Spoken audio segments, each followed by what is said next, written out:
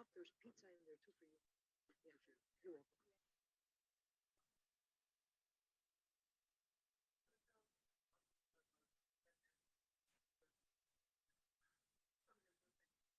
welcome. Good evening.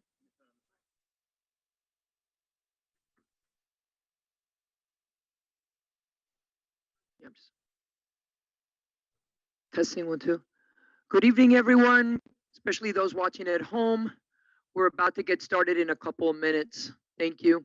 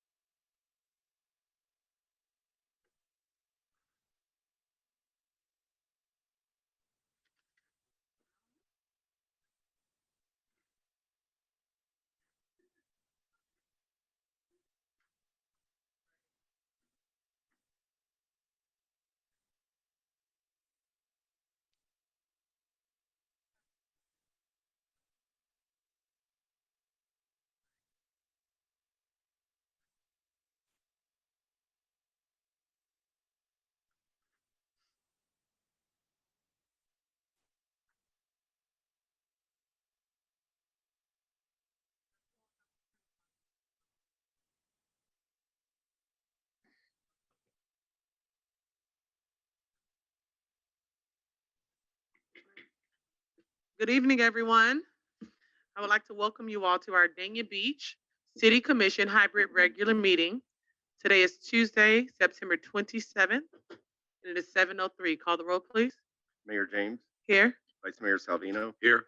Commissioner Davis, Here. Commissioner Llewellyn, Here. Commissioner Odman, Here.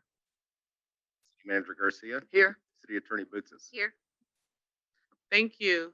Can you please bow your heads for a moment of silence?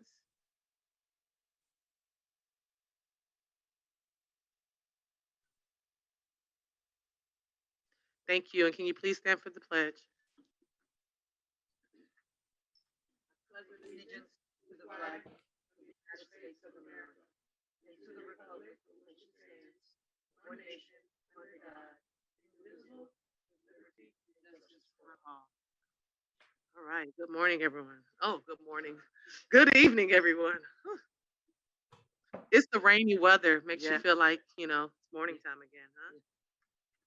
All right, so we're going to go in honor of Rosh Hashanah and respecting the Jewish holiday. We're going to kind of go a little bit out of order. And so we will not have any special presentations because those require budget public hearings. And we'll go straight to proclamation.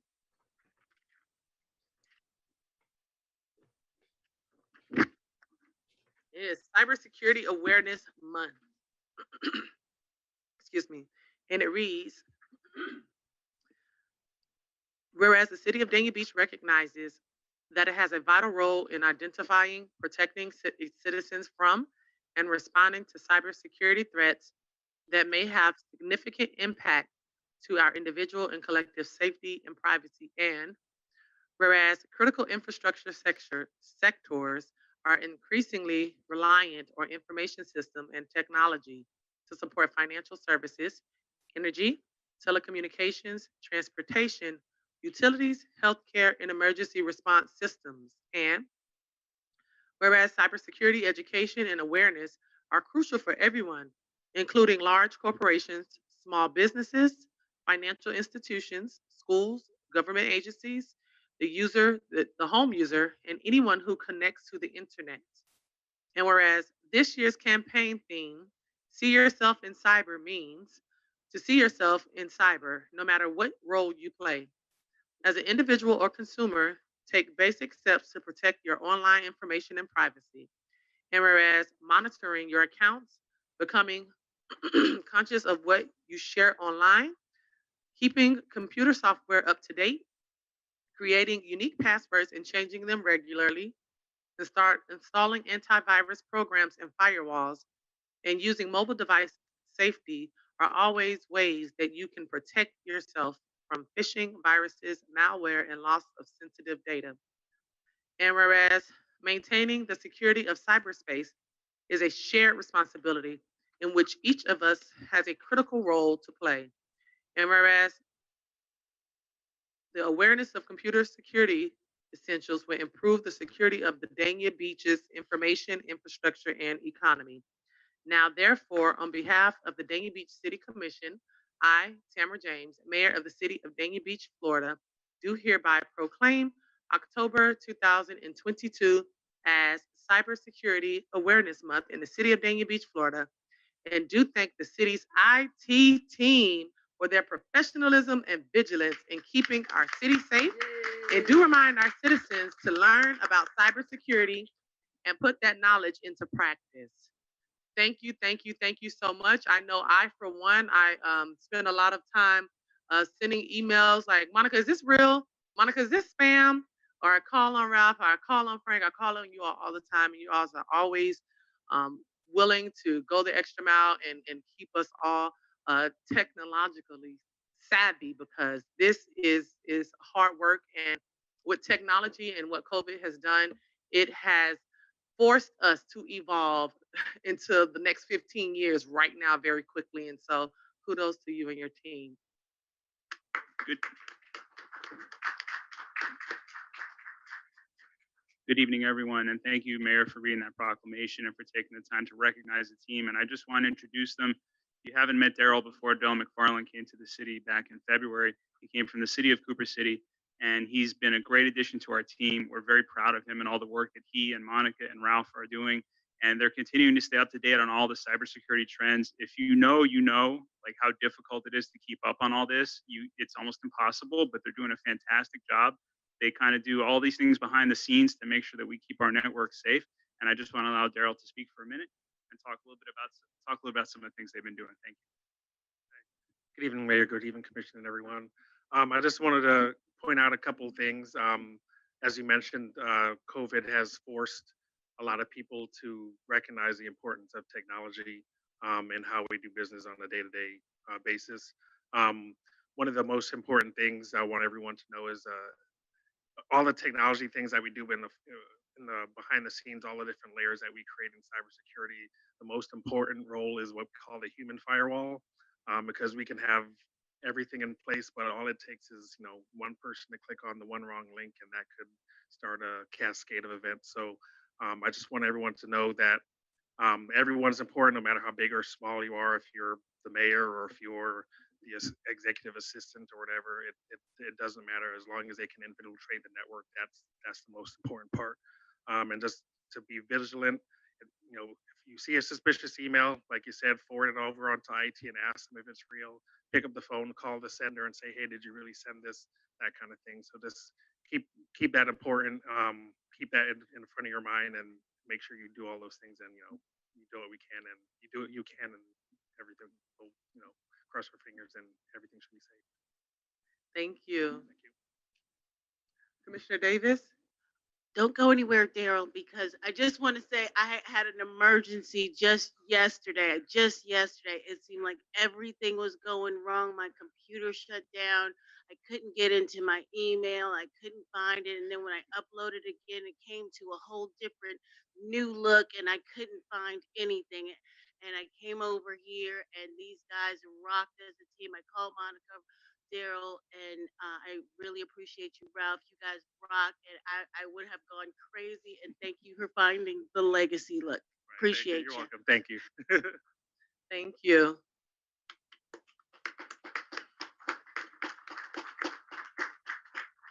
We're gonna wait until commissioners' comments until official sundown. Public comment, I'm sorry. And we'll go to public safety reports. Captain Marks?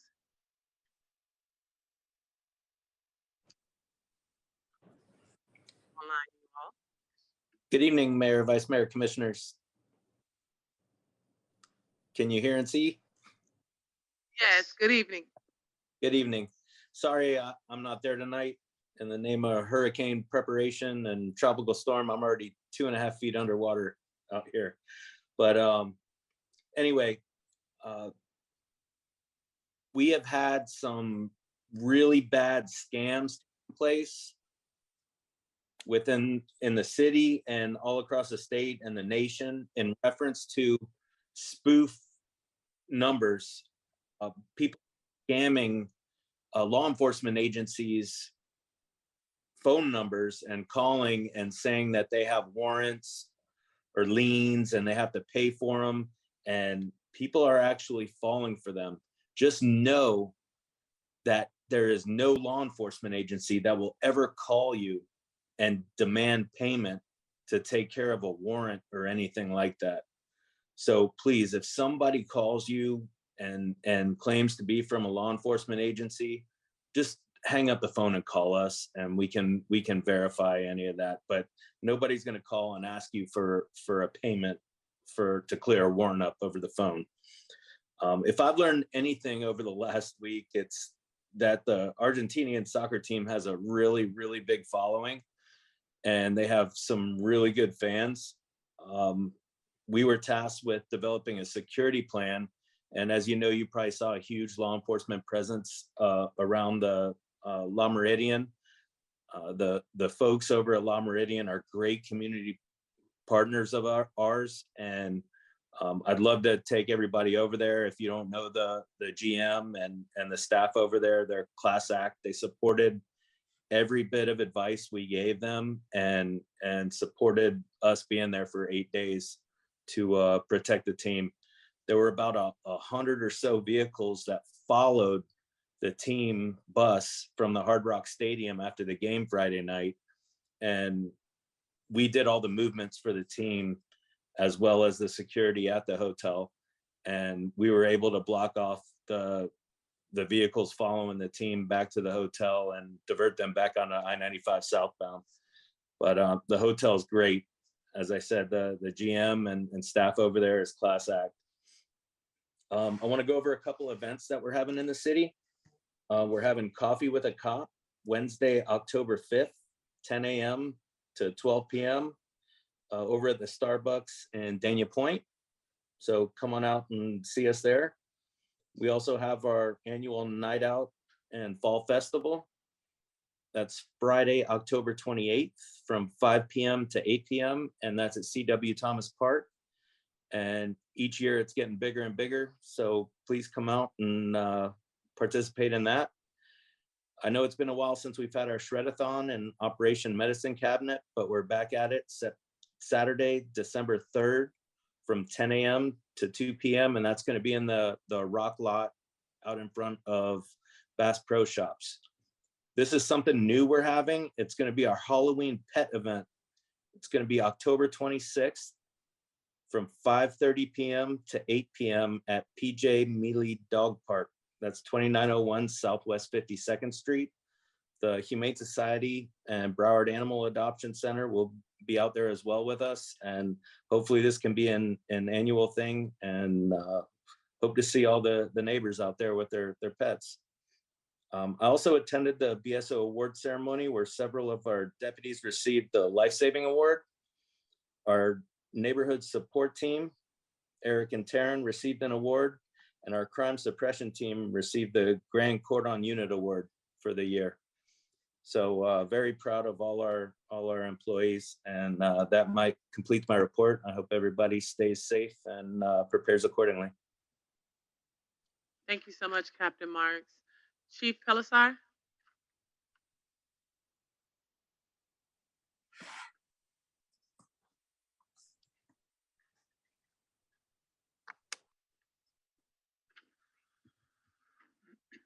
Good evening, Mayor, Vice Mayor, Commissioners, City Manager, and our citizens in Dania Beach.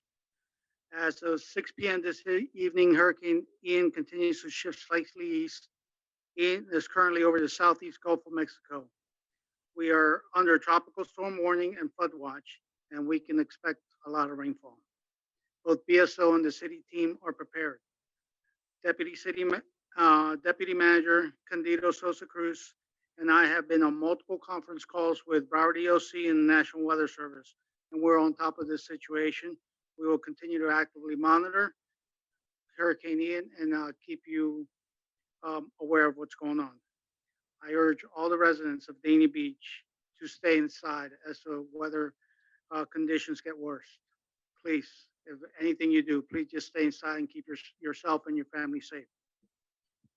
On good news, our inspectors have completed 100% of their assignment, and also I'm preparing to get our annual toy drive underway for the city, and I will report at the next commission meeting. If you have any questions, I'm here. Yes, I do. I wanted to reiterate how important it is for our residents to, once these winds pick up, to really seek shelter and keep that shelter.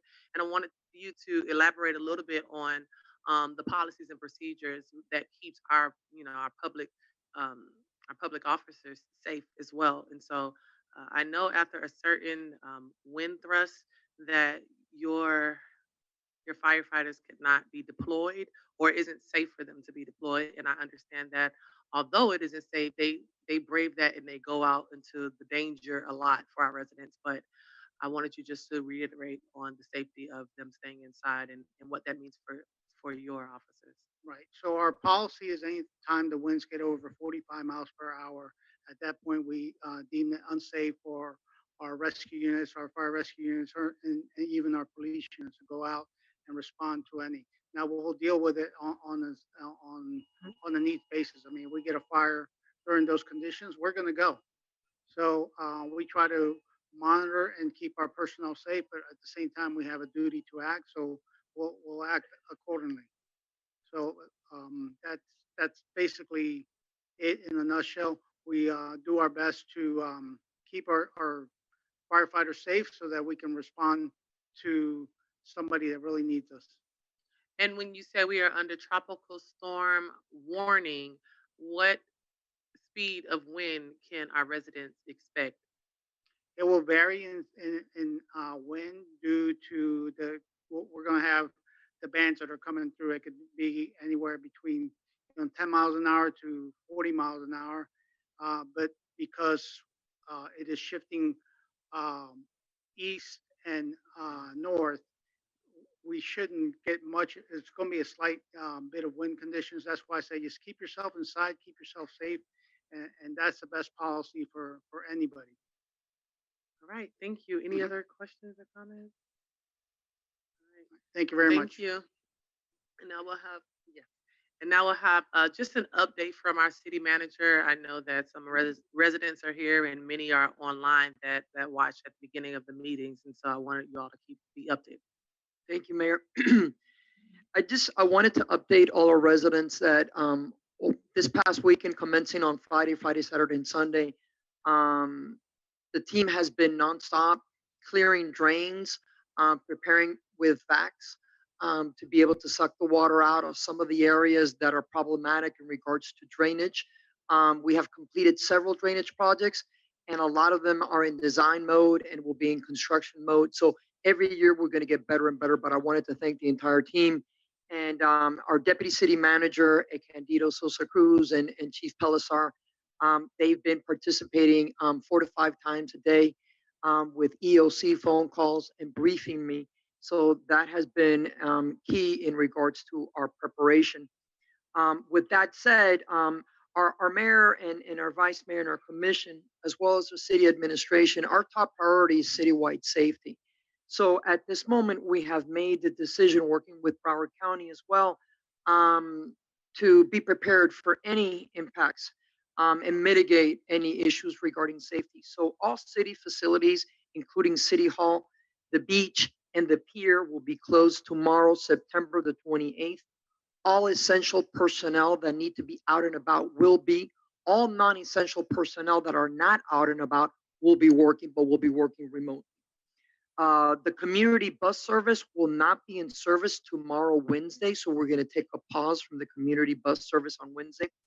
All city parks and park programs will be closed on Wednesday and Thursday. And we have also found out earlier today that both Broward County schools and Miami-Dade County schools will be closed Wednesday and Thursday. Hence why we're supporting those individuals that have kids, so they'll be working from home. So all essential personnel will continue to work during these periods and provide essential services to our citizens, our businesses, and our visitors. Due to staffing and logistical impacts on waste disposal facilities caused by Hurricane Ian, there will be no household garbage collection or recycling materials collection services provided on Wednesday, September the 28th. And this is coming from our service provider. If your next scheduled garbage collection day is tomorrow, Wednesday, their service will be provided on Saturday, October the 1st. If your next recycling collection day is tomorrow, Wednesday, the service will be provided October the 5th. So let me read this again. If your service is tomorrow, this Wednesday, it will be provided Saturday the 1st. That any extra recycling materials beyond that which fits in the bin will be collected on October the 5th. So October the 5th will be recycling. Residents are asked to simply place the extra material next to the recycling container. All Broward County offices and county non-emergency operations will be closed tomorrow, Wednesday, the 28th. And for more information, please visit the danabeachflorida.gov, and we will continue to provide information via social media, as well as our code red to keep you informed. So we ask everybody to please stay safe, and thank you. Thank you. Then we'll jump around to our consent agenda. Do we have any polls? Make a motion, pass the consent agenda. Second. All in favor? Aye. Anyone opposed? Then we have bids and requests for proposals, 8.1. A resolution of the City Commission of the City of Dania Beach authorizing the award of invitation to bid 22-027 Frank C. Tootie Adler Park improvements to Con Engineers Builders LLC in an amount not to exceed $837,090.34 plus $50,000 in contingency funds, providing for conflicts and an effective date. This is a Parks and Recreation item. Do we have any discussion on the item? Have a motion and a second? Motion to approve. Second. All in favor? Aye. Aye. Anyone opposed? Thank you. All right. And now we will go to, this is fun. We'll go to commissioner comments right now, which you guys never get to hear what we have to say because you're all gone by the time it's time for us to talk. So Commissioner Davis, you're up first.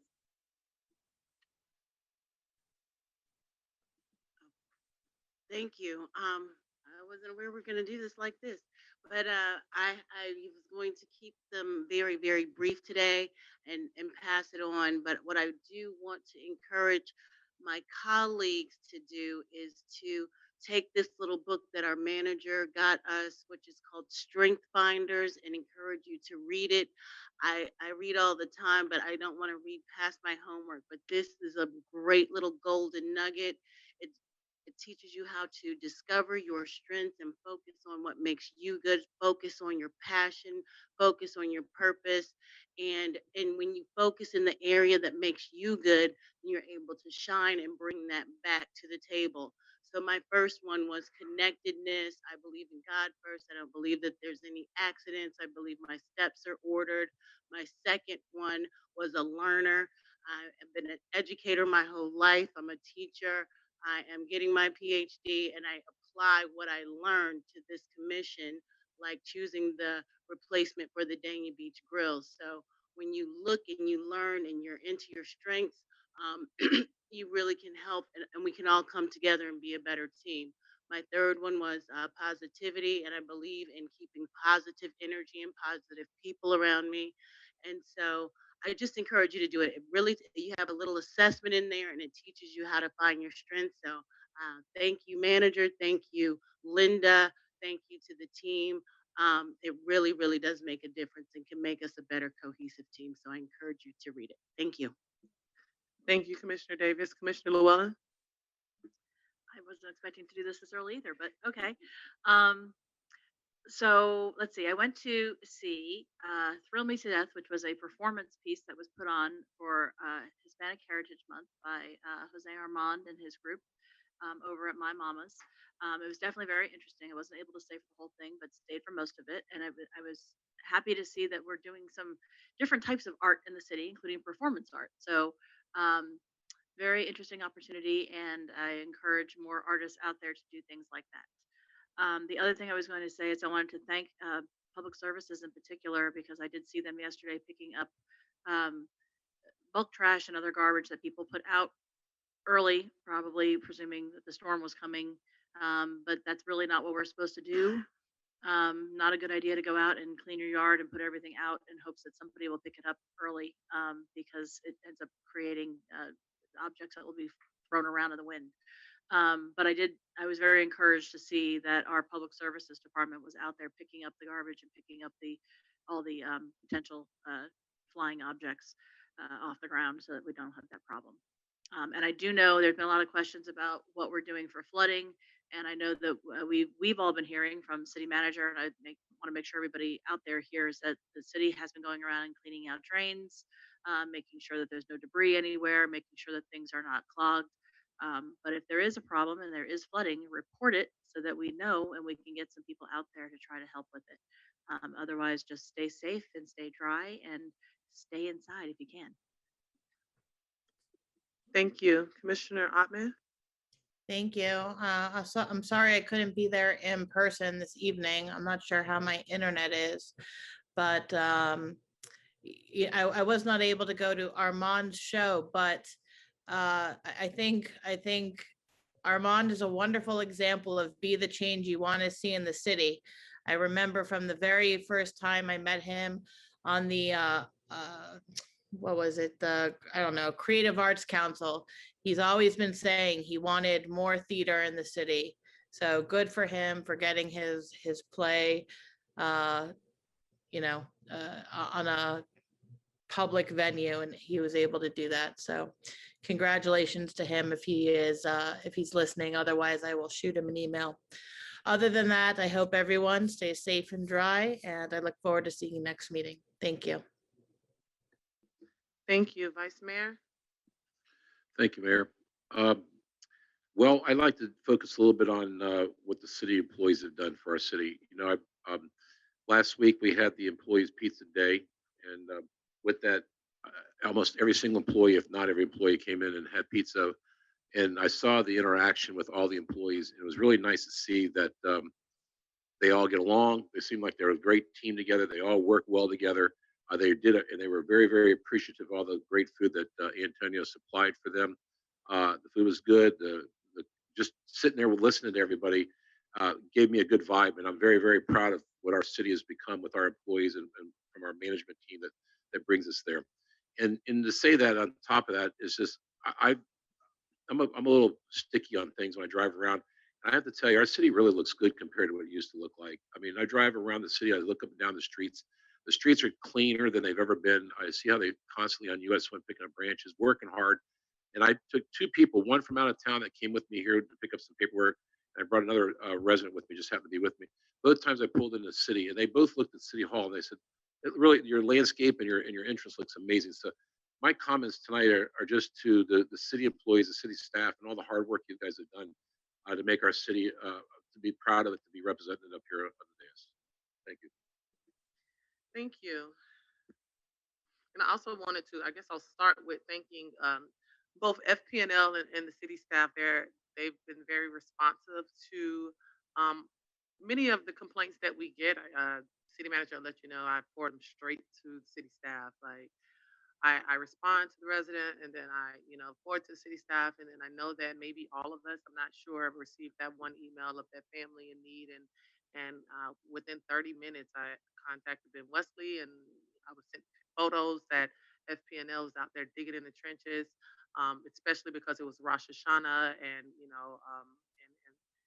in the practice they are not allowed to use electricity. So we wanted to make sure that we are respecting different religions and making sure that we are being responsive to all of the needs of our employees.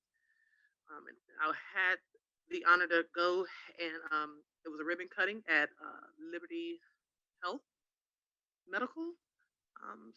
I think that's the name of it. It's a grand reopening that was, I think, last week. Commissioner Llewellyn and I attended that, and wish them the best of luck as we do every business that comes in the city of Dania Beach. And then I want to talk about my contingency funds. I do have the artist here. Let's see how I can do this. I'm going to share my screen.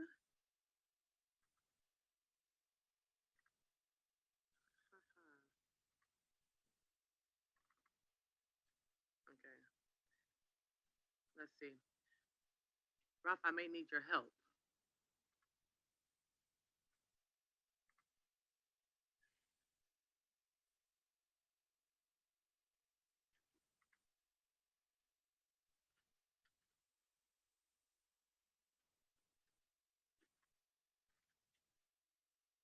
Am I still sharing my screen? No, I'm not. Okay, how do I get to this? All right, it's not showing it. Is it here? But I need to get to the file first, right? So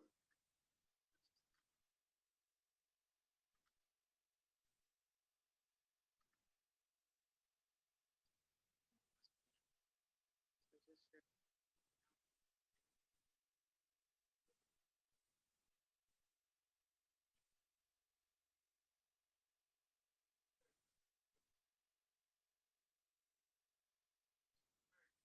Go to, then I go to share. Okay, sorry about that.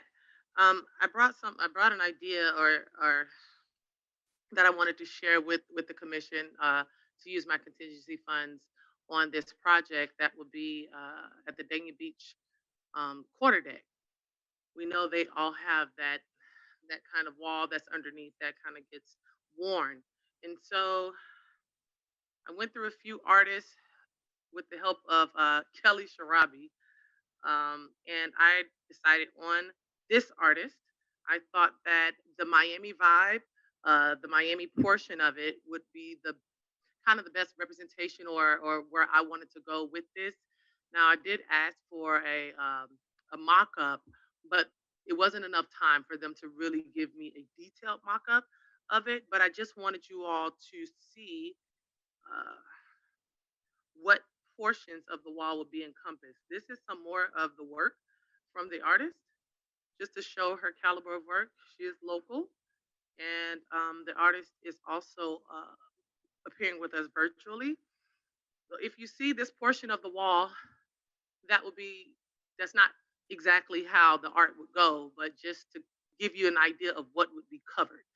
So that portion of everything would be covered, along with right by this entire wall that you can see going leading into the elevator would be covered. And as you can see, that was the one part of detail that she was able to give us in the short amount of time, with how it would flow with the waters and everything else. But initially, I only asked for that bottom portion of the wall to wrap around, and she gave me way more than I asked for. And then this portion of it as well, the entire hallway on both sides.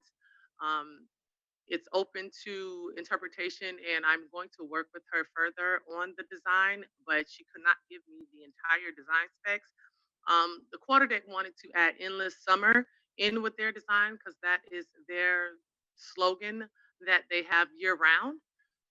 But as you can see, the level of detail isn't what this is futuristic right here, but the level of detail doesn't tell the quality of her work like her artistry and her work beforehand. So I wanted to get authorization to work with her to bring you back something more detailed but I wanted to go with this Miami vibe. Of course, it's not going to say Miami, but with this part of the art. Do we have? I guess I can stop sharing my screen to ask.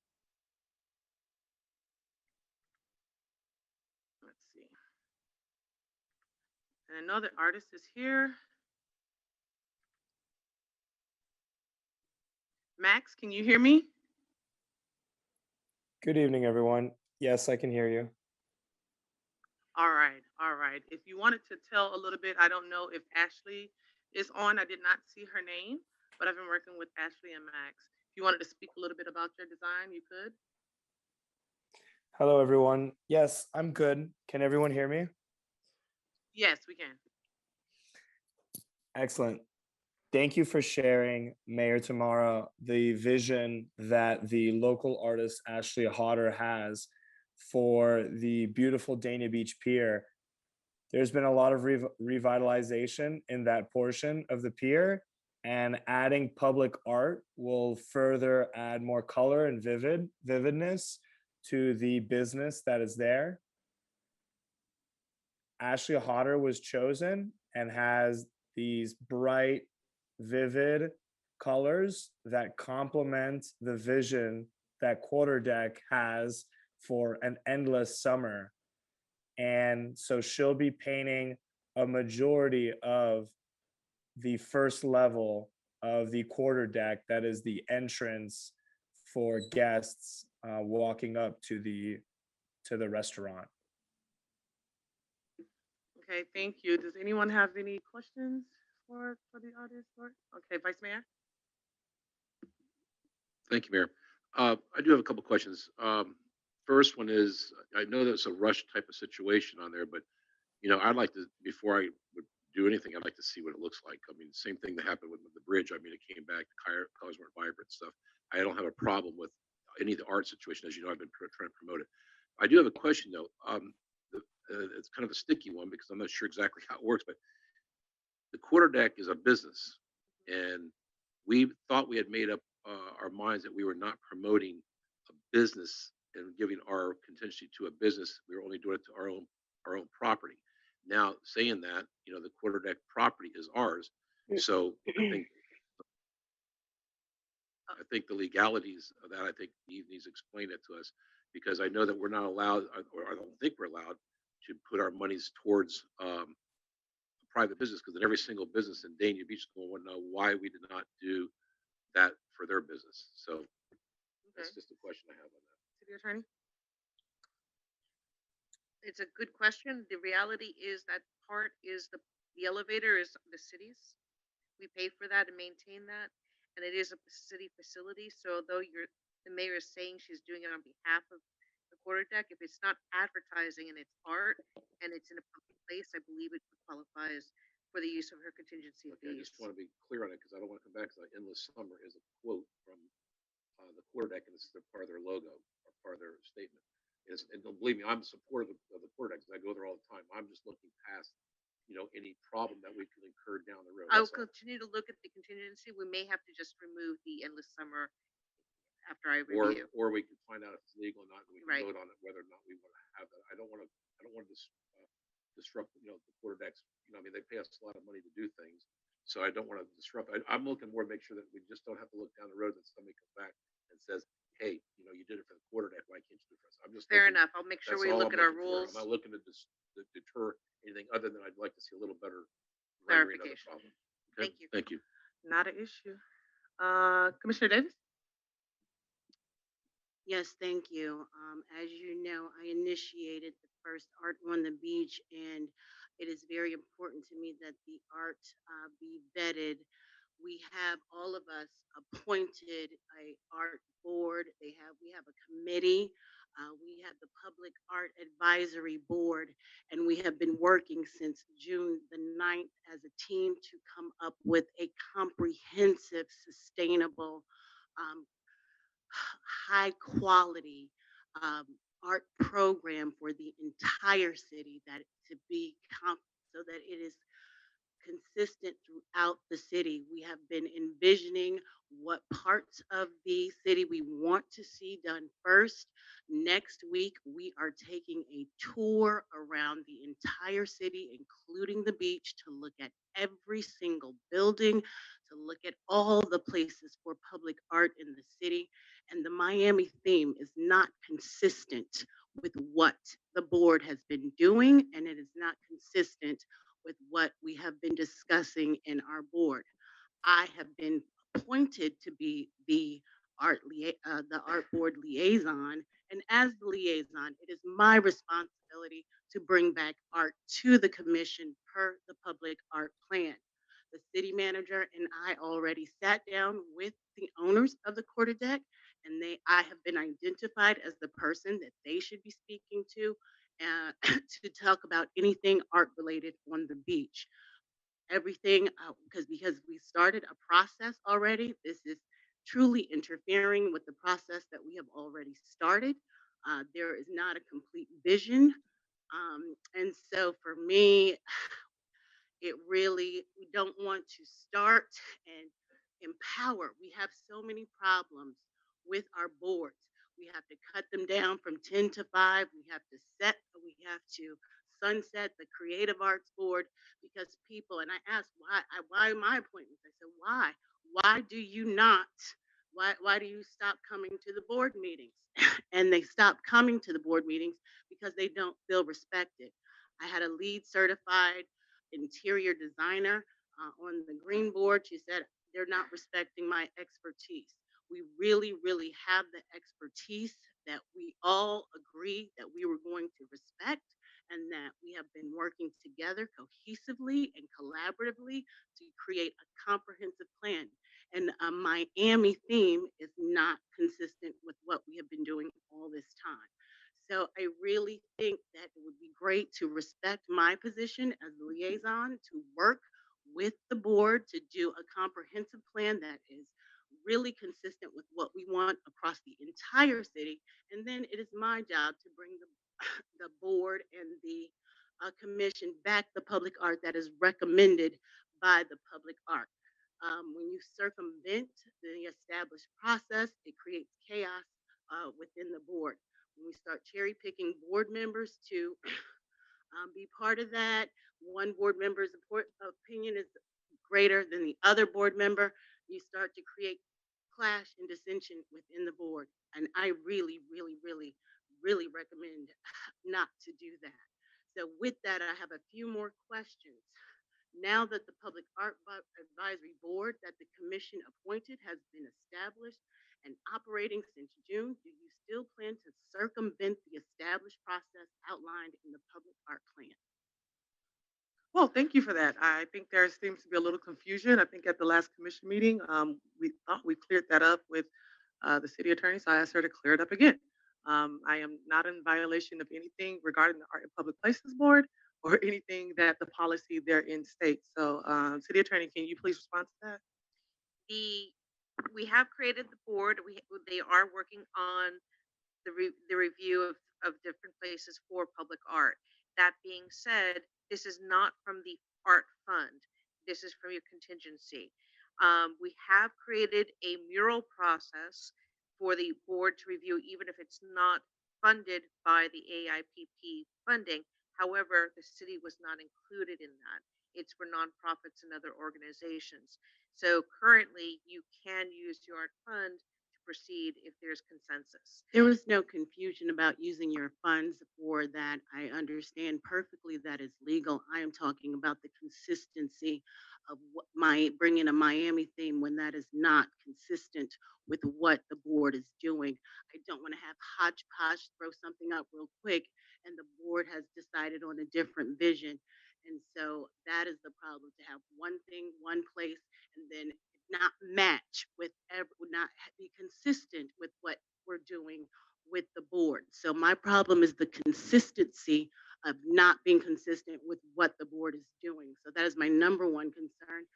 Number two, did you refer to the public art plan to ensure your process would be in alignment and consistent with Ocean Park guidelines that are in the public art plan? Okay, I'm not going to be interrogated. That's number one. I'm not Just sure what's questions, going just a on. question. It's questions, but there's contention here, and I'm not sure why. I've always been very open and honest and supportive of any of mostly all the art and murals and stuff, or whoever's vision it is. We all are very different. We have different visions. Look at that. That's God. Yes, it is. Yeah. Okay. I don't want to turn this into that. I'm clearly asking for approval to I have continue more to work. That's questions. fine. That's fine. You can ask as many questions as you want to ask. Thank you. I am asking for approval to spend my contingencies money as the mayor, and it's absurd to think that any business couldn't speak to me, and I am the mayor of this city. I don't care if it was for art or garbage or recreation. I don't think any business needs any approval or authority from anybody else to be able to speak to me. I am the mayor of this city. And I want to just make that very clear. I do believe in following processes and protocol. Um, I also believe that we all have our different visions. And I do believe that we all think very differently. Now, if it's giving input to what you don't like and do like, I think there was room to be able to collaborate together and to say, oh, okay, well, I think maybe we should do it this way. But the barrage of what's going on right now, I don't appreciate that. Well, we asked if we have questions, so I still have questions. That's fine, but I'm not going to be interrogated. So You go don't ahead. You don't have to be, but I'm just, if I'm asked, I can ask the art, artist a few questions then. You can. She is. Hold on. She's on. Her name is Ashley Hodder. Hi, Ashley, can you hear me? I can hear you. How are you? I'm great. How are you? Fantastic. Thank you so much. Do you have any experience with painting murals on the beach? Not exactly on the beach. I've painted many outdoor locations. Trying to think exactly on the beach. No, near pools. Never on the beach, though, correct? No. Thank you. What is the lifespan of the material of the mural? What are you expecting to, how long are you expecting this mural to last? Well, The intended generally, life- I will say 5 years with the preparation work that we do. That is really the most important part of the whole process is the prep and making sure you have the surface cleaned and primed correctly. And when that's done right and then sealed, you can guarantee 5 years. Now, I've had murals that have lasted way longer than that, but with conditions being sometimes unpredictable, it's hard to say, but 5 years for sure. It should look great. It should look brand new. And then, it's probably lasts longer than that. I But support that's subject to a lot of variables. I support what the artist has said. Hello, my name is Max. I'm an art I'm curator. still in the process. Yes, ma'am. Go ahead. Go ahead. Yes, ma'am. Go To support what the artist has said, a mural is set to last 5 years, and conditions that would degrade a mural over time would include the sun. It happens that this mural is on the first floor, so Ashley's conditions of 5 years are accurate. There can also be an additional layer of protectant and sealant that can be applied to a mural as well. Thank you. Please just understand that I've gone through the process and I want to ensure the quality, the high quality that is already there is going to be consistent with the quality that of the muralist that initiated the art on the beach. How do you plan to ensure the sustainability and maintenance of the mural? We can look at a maintenance program year by year with the mural. If you look at the proposal that Mayor Tamara has shared, she has shared a continuation of this project by painting a mural on the north side. Our agency will support this mural and follow up with the city to make sure that it is maintained. We will protect the mural. If there is any, if this will be, hello, do you hear me? We look to paint the mural and add a sealant layer, which will further protect the mural. And if there are revisions that need to be made, we are open to this. For instance, the endless summer could be changed for the Dania Beach new mantra. See it, live it, love it, can be changed and revised.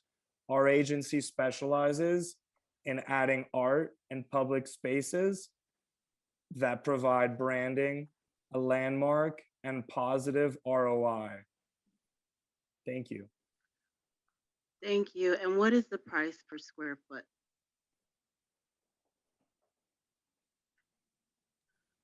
The project, Ashley Hodder is a national artist, and therefore a price point of $30 a square foot has been proposed. However, the stipend for this project has been allocated at $7,000. And lastly, what is the expected date of installation? Well, there is no expected date of installation because I wanted to get through this process first. I wanted to make sure that I had approval to be able to move forward with my contingency funds, the things that I wanted to do with my contingency. So I do not have a start date because I did not want to rush this within a week. I don't expect this to happen in the next week. I do expect to go back to the artist, and I wanted to just make sure that I had support to be able to go back and get a really defined piece of what we could expect. But the timeline was not sufficient for them to be able to establish what I needed in that time frame. And will you let us see the final piece that you would like once they've had the opportunity to finish?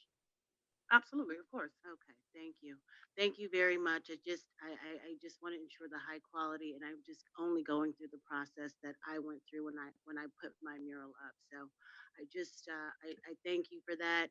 I'm very much into vetting the process. So thank you for that, and I wish you all the best. Thank you for thank you for your time. We look forward, if given the opportunity, we can meet in person as well next week to discuss the public art program that's instilled in Dania Beach and follow in any procedures to support what has been created or what will be created. We look forward to your support in this public art mural for the city of Dania Beach.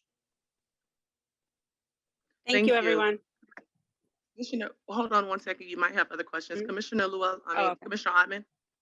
Yeah, I don't know that I have any questions for the gentleman. I think mine is probably for Eve. So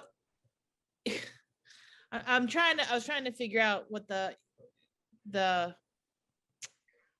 was. I don't know what that's about, but maybe it's when a commissioner, because I just don't remember anymore because I don't have the plan in front of me. When a commissioner wants to do an art piece with their funds, what is the responsibility for that process as it relates to what we're going to be doing with the public art fund? So I think the easiest way to say this is we're looking to change the code going forward to clarify any issues so that any murals going forward after all this would be approved by the board. And what I mean by that is the art board. Currently, the art board does not have any review of city murals outside of the AIPP funding. And as you know, before the board was created, all of the other art pieces that we've approved were 2 murals for the bridges, did not go through a process other than approval by the city commission and approval of discretionary funds, which is what is going on now. Okay. So, Mayor James, would you be in it? Because it sounded like whoever the gentleman was talking, sounded amenable to working with the board. Will you are you fine with making sure that that happens, that everything sort of fit, because I don't know what our liaison and the board has in mind around that area for art. So maybe what your that vision was, although I liked it very much, is in contrast to something they're thinking of doing. Will you be sure, I guess, maybe through the city manager or something, that there's some conversation that happens with to make sure that it's in line with anything, that it's not going to clash with anything that's going on down there? I don't know that anything is clashing with what's going on down there. I think it's different interpretations of art. And I don't think I'm required to go through the board. I don't think anyone else was required to go through the board. You're not, but you're also,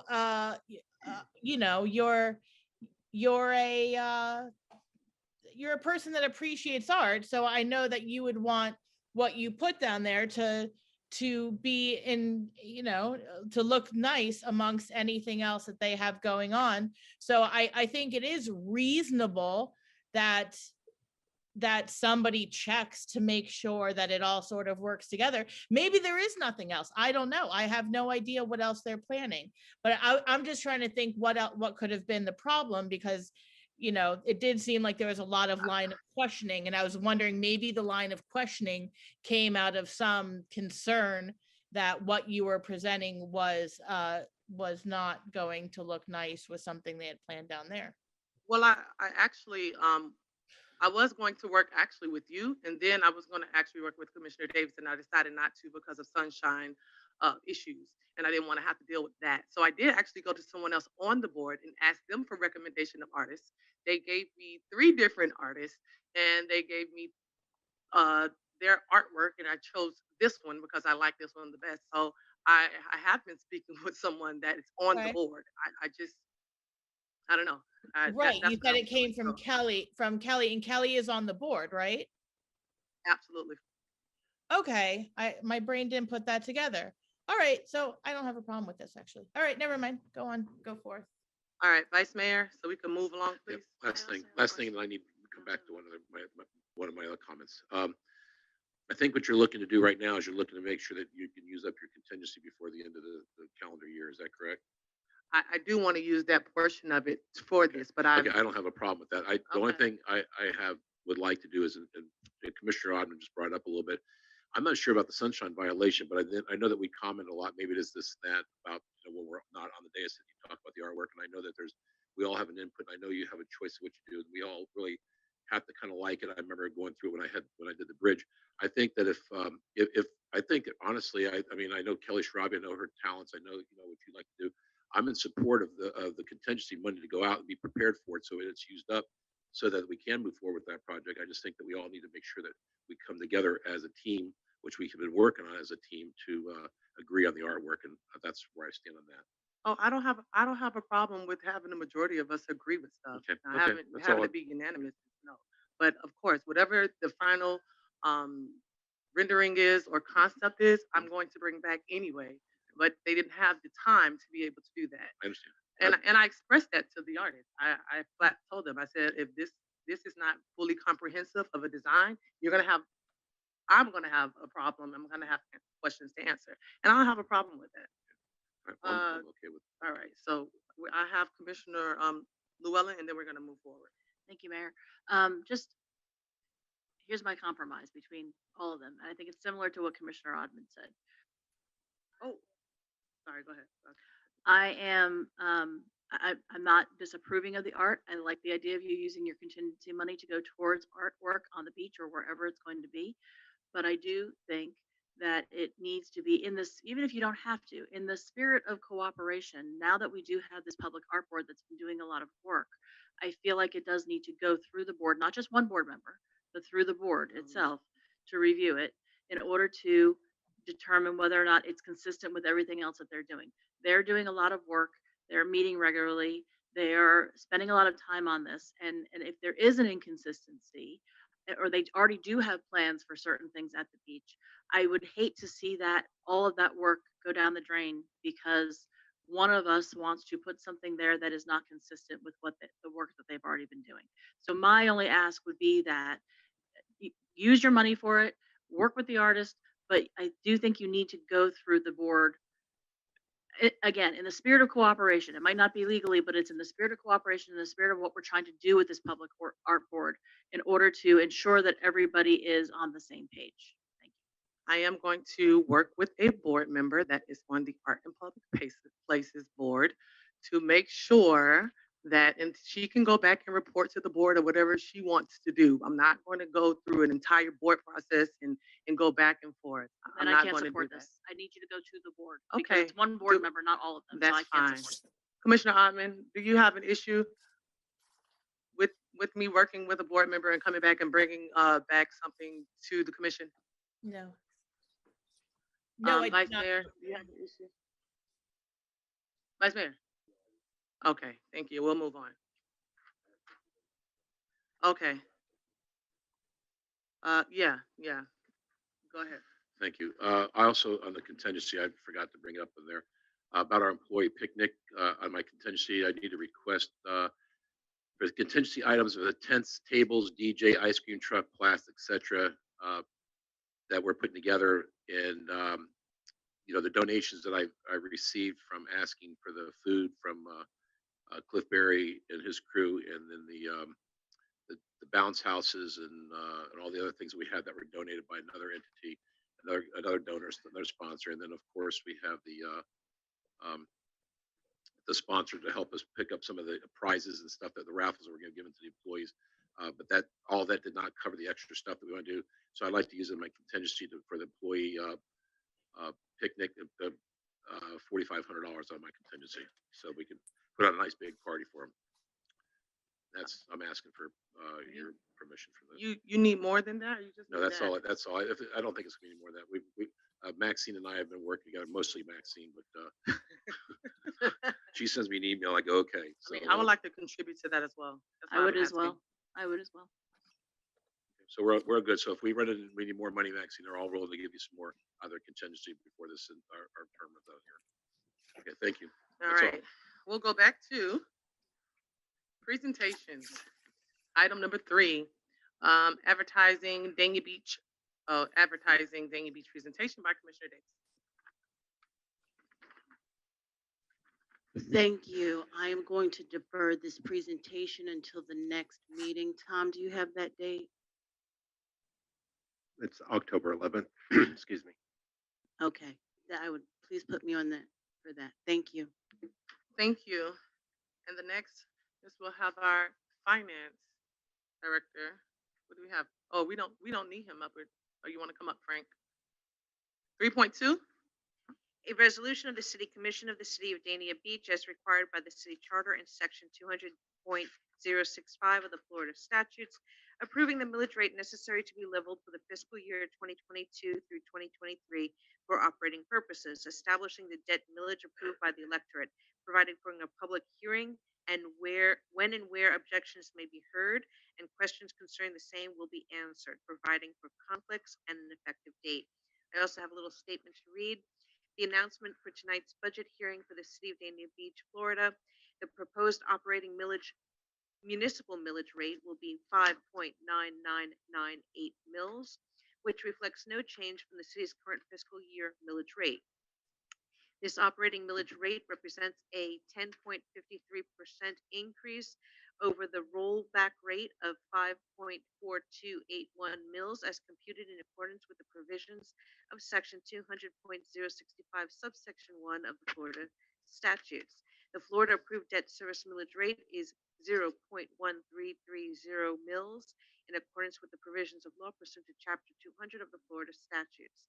The city's aggregate millage rate is 6.1328 mils, which is 5.9998 mils for operating and 0.1330 mils for the debt service. Thank you. Thank you. This is a public hearing. Anyone to speak for or against this? Motion to approve 3.2. Second. All in favor? Aye. Anyone opposed? 3.3, A resolution of the City Commission as required by the City Charter in Section 200.065 of the Florida statutes approving its final annual budget for the fiscal year 2022 through 2023, providing for conflicts and effective date. thank you. This is a public hearing. Anyone to speak for or against this? Motion to approve 3.3. Second. All in favor? Aye. Anyone opposed? All right, we'll go to citizens' comments. Gloria Fernandez. Please state your name and address for the record, and you'll have 3 minutes.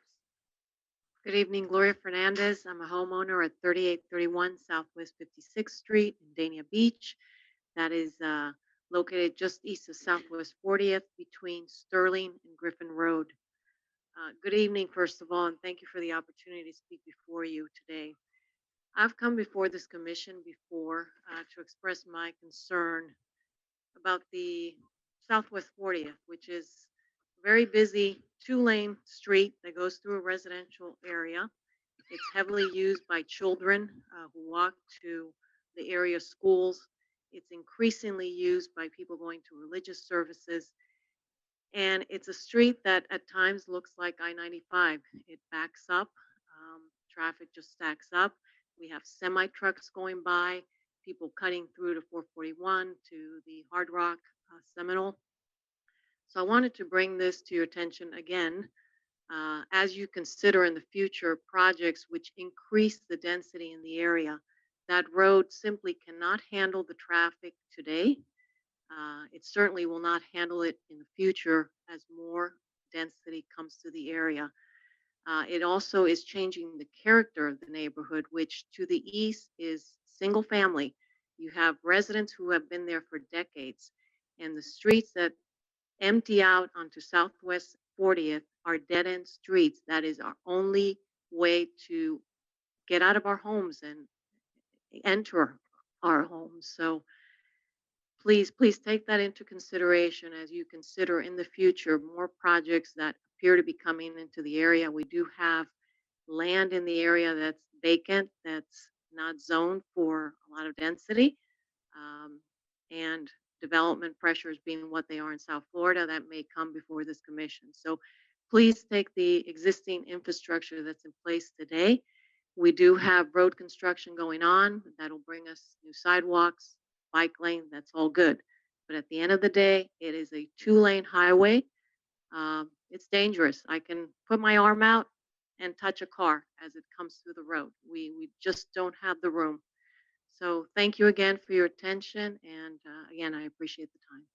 Thank you. I'll have the city manager respond to this. I know that, we have the MPO and the improvements that, everything in government takes a long time. And so we've been waiting for this for quite some time. And I think added developments have kind of slowed that down, but there are improvements.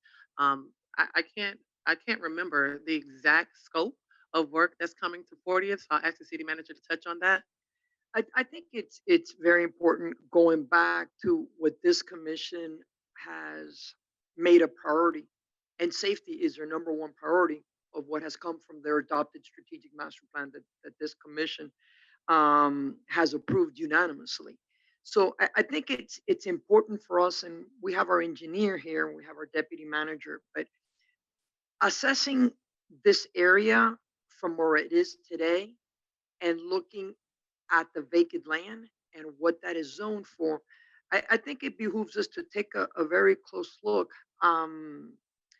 at the safety, the infrastructure that exists there from a traffic engineer, and to see if we can create a better flow and maybe address some of these concerns that you're having. Because I'm very familiar with that area. I've discussed this with Commissioner Llewellyn, who lives out west.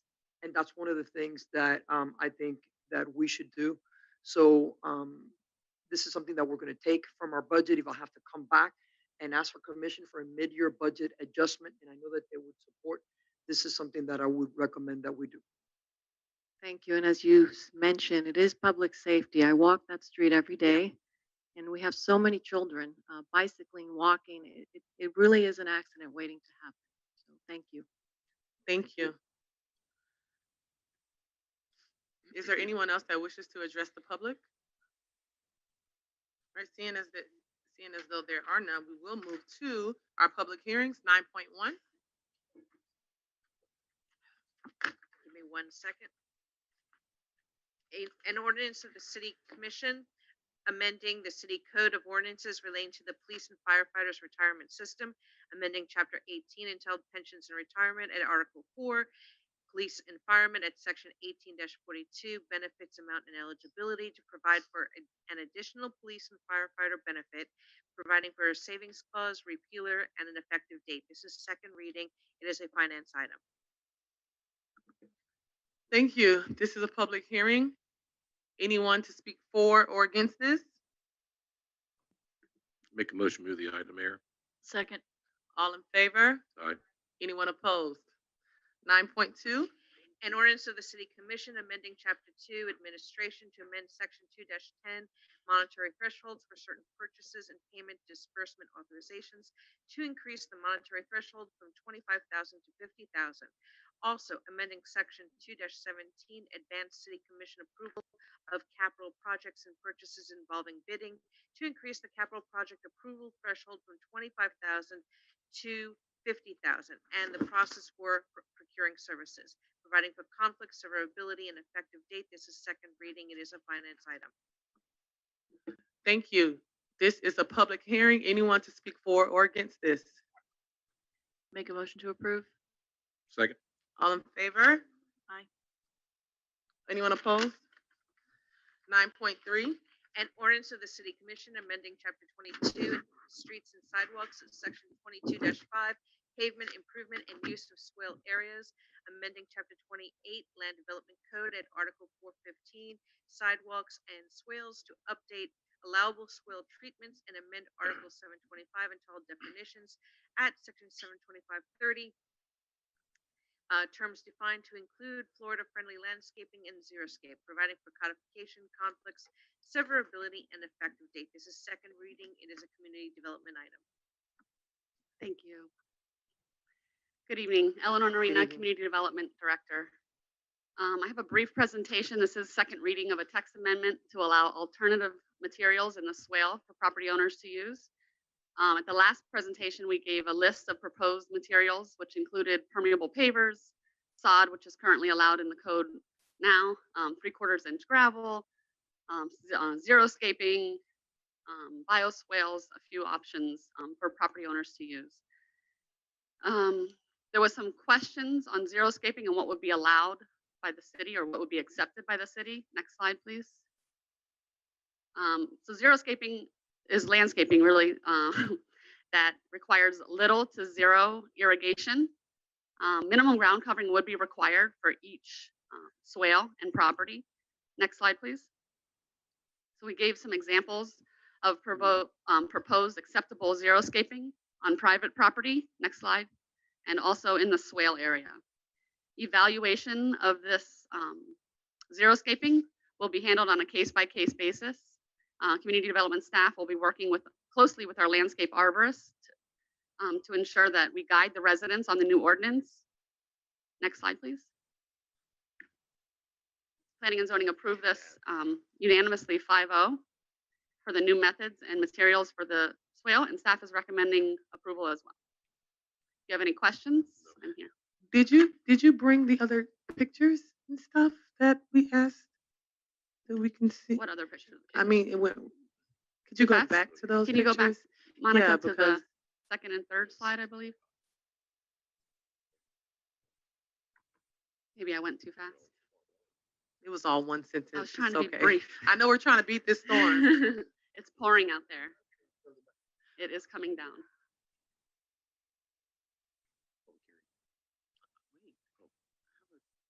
So this is examples of, oh, go back one slide, please, Monica. Examples of xeriscaping that would be acceptable on private property. And then the next slide, Monica, is acceptable xeriscaping in the swale area. Like I said, each property, the swales are different sizes, so they'll have to be handled on a case-by-case basis to see what would be determined acceptable at that specific property. Okay, I think I just have the question of the top right picture that Okay. that kind of just looks like some of the places that have all dirt and then you see some weeds here, there, everywhere else. Is that going to be similar? Because is that a code violation or is that okay? Does that fall under zero scaping because they just have soil and a few Current, little did you want to weeds? say? something? Well, there is one thing you need to know. There is a state statute Oh, that Lord. unfortunately provides for if it's native plants, it can look like that. Okay, well, What this is was- just weeds. They're not native plants.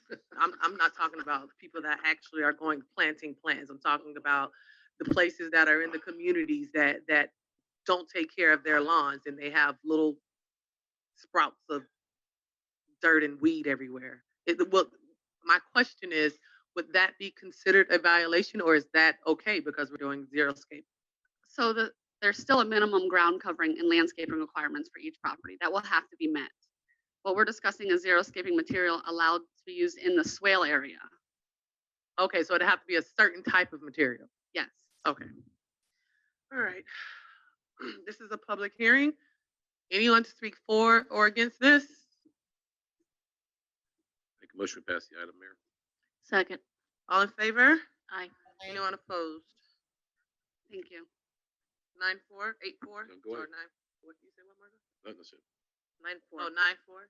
An ordinance of the city commission approving the right-of-way vacation request submitted by the property owner of the city of Dania Beach for the property generally located at 100 Northwest 8th Avenue between Northwest 2nd Street and Northwest 1st Street respectively, which right-of-way is contained within the plat of Westmoreland recorded in Plat Book 19, page 8 of the Public Records Book for Broward County, which right-of-way is generally described as Northwest 10th Avenue and is located within the city of Dania Beach, Florida, providing for conflict severability and an effective date. First reading, community development. Good evening. This is Corinne, Assistant Director in Community Development. This is now the request for vacation of the right-of-way. What we had seen before previously was the waiver of replat for the vacation. So today it's the waiver of the right-of-way vacation. And if we can go to the next slide, Monica, it shows an aerial photo of the project, of the park location itself. So I'm sure you're all familiar with the location of C.W. Thomas. There is a paper right-of-way, an unimproved roadway that kind of runs through the center of this park area. It wasn't vacated previously because there was no structures placed on the property, but now with this new park design, there will be potentially a building on top of this area, which necessitates the vacation at this point. So next slide. This park is located in the Regional Activity Center. It has an open space zoning district. We've already talked about the vacation of the right-of-way. So the next slide shows the plat and the layout of the parcels as well as the existing extension of what would be Northwest 10th Avenue if it were improved. This is the area in yellow that's being requested for the vacation. The next slide shows this right-of-way area overlaid on top of the proposed park plan. So you can see the community center would be laid on top of this right-of-way, which necessitates us vacating it today. The next slide, please. Here we talk about the requirements in the Land Development Code and how the code necessitates that the applicant notify all utilities about the vacation just to ensure that there's no need to maintain that right-of-way. So those letters did go out in August. There was one concern from AT&T, but it was later determined that they have no utilities in this area. So we're able to move forward with the vacation request. The next slide identifies that there are two criteria identified in the Land Development Code that need to be addressed, that the applicant has been able to identify in writing how they're consistent with those criteria. The next slide, please, identifies the city's strategic plan, and I think we probably went through most of these with the waiver of platting request previously, but there are several objectives and opportunities and policies in the strategic plan that are consistent with this project. Next slide. Okay, on September 21st, just last week, the Planning and Zoning Board did hear this item and recommended unanimously of approval for the vacation of the right-of-way. The application meets the requirements of our Land Development Code, Article 655, with respects to vacation of right-of-way, and the applicants provided all necessary documentation for the vacation requested, provided we no longer need that easement for AT&T. So at this point, staff is recommending approval to the City Commission of the ordinance to vacate the Northwest 10th Avenue, located between Northwest 1st Street and Northwest 2nd Street on first reading. This does require 2 readings. So we'll be back before you in a couple weeks with second reading if it's approved tonight. And I'm available if you have any questions.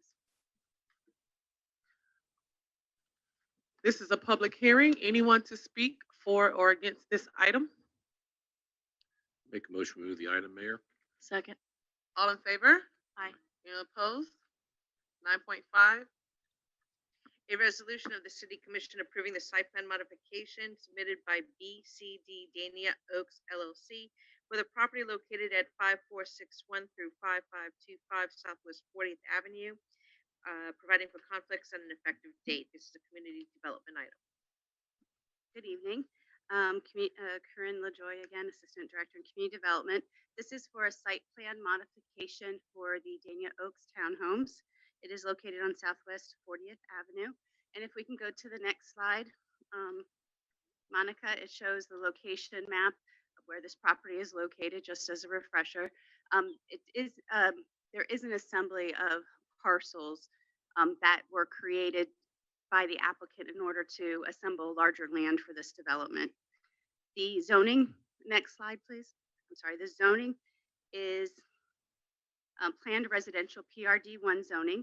It has a low 5 residential land use designation. It's almost 5 acres, approximately 4.8 acres in size.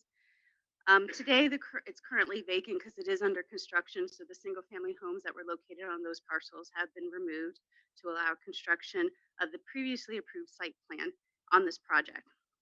The applicant today is asking for a site plan modification request to amend the previously approved landscape plan by removing an additional 38 trees and providing retaining walls and storm water retention on the site. The next slide, please.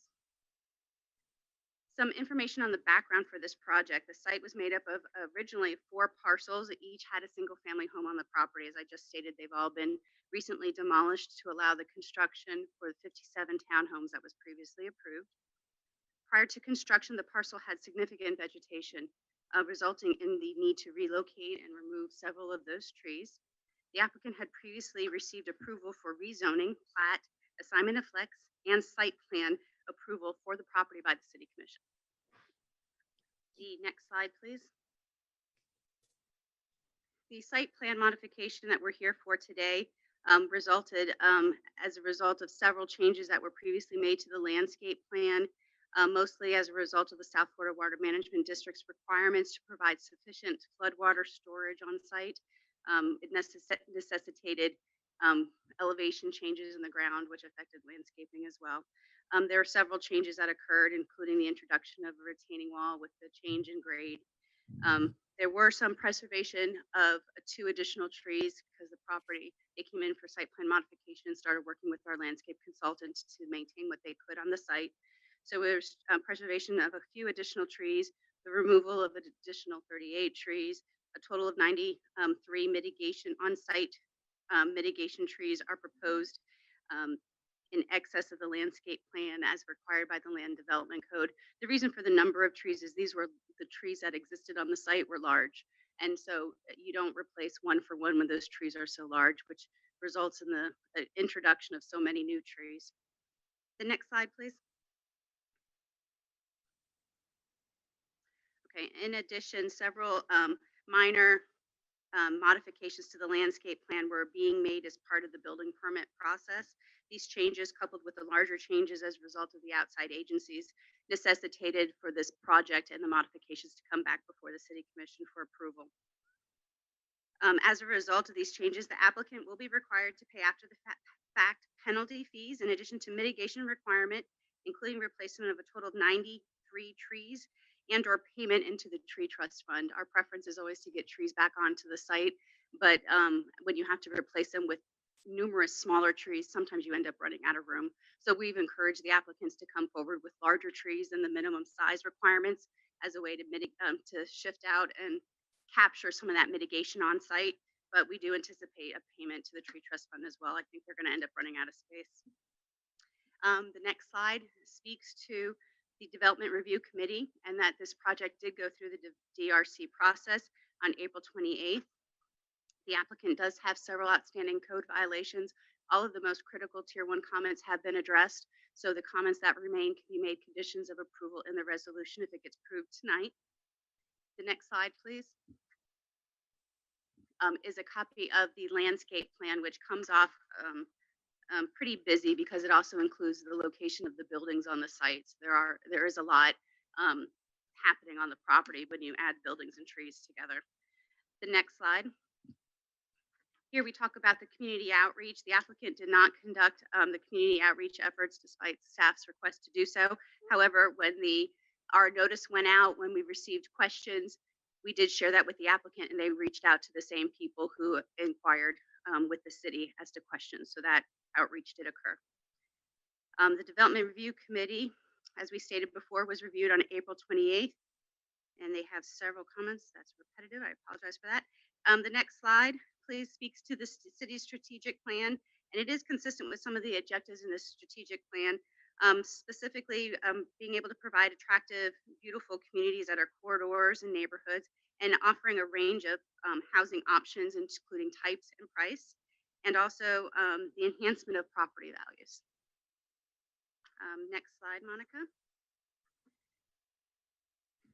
Here we're speaking about the budgetary impacts, and the approval of the site plan modification will enable the project to be completed, resulting in monetary contributions to the Tree Trust Fund. And with that, staff's recommending this application meets the minimum requirements of Article 635 of the Land Development Regulations with respects to the necessary site plan modification required by outside agencies, and the applicants provided all necessary documentation to meet those requirements. Therefore, staff's recommending that the City Commission accept the changes with the outstanding DRC comments as conditions of approval, which must be addressed prior to the issuance of the permit. I'm available for questions. I know the applicant's here and has a presentation also for the commission. Okay, I have a few questions. Maybe I don't know if it's for you or for them. How do you decide whether or not they could replace the 93 trees, or if they pay into the fund, or if it can be a hybrid? Because if our priority is to get more trees out there, are we going to be okay with just allowing them to pay a fine versus trying to get as many trees on the property first? Yes, well, that is our first priority, is to get as many trees as we can on the site.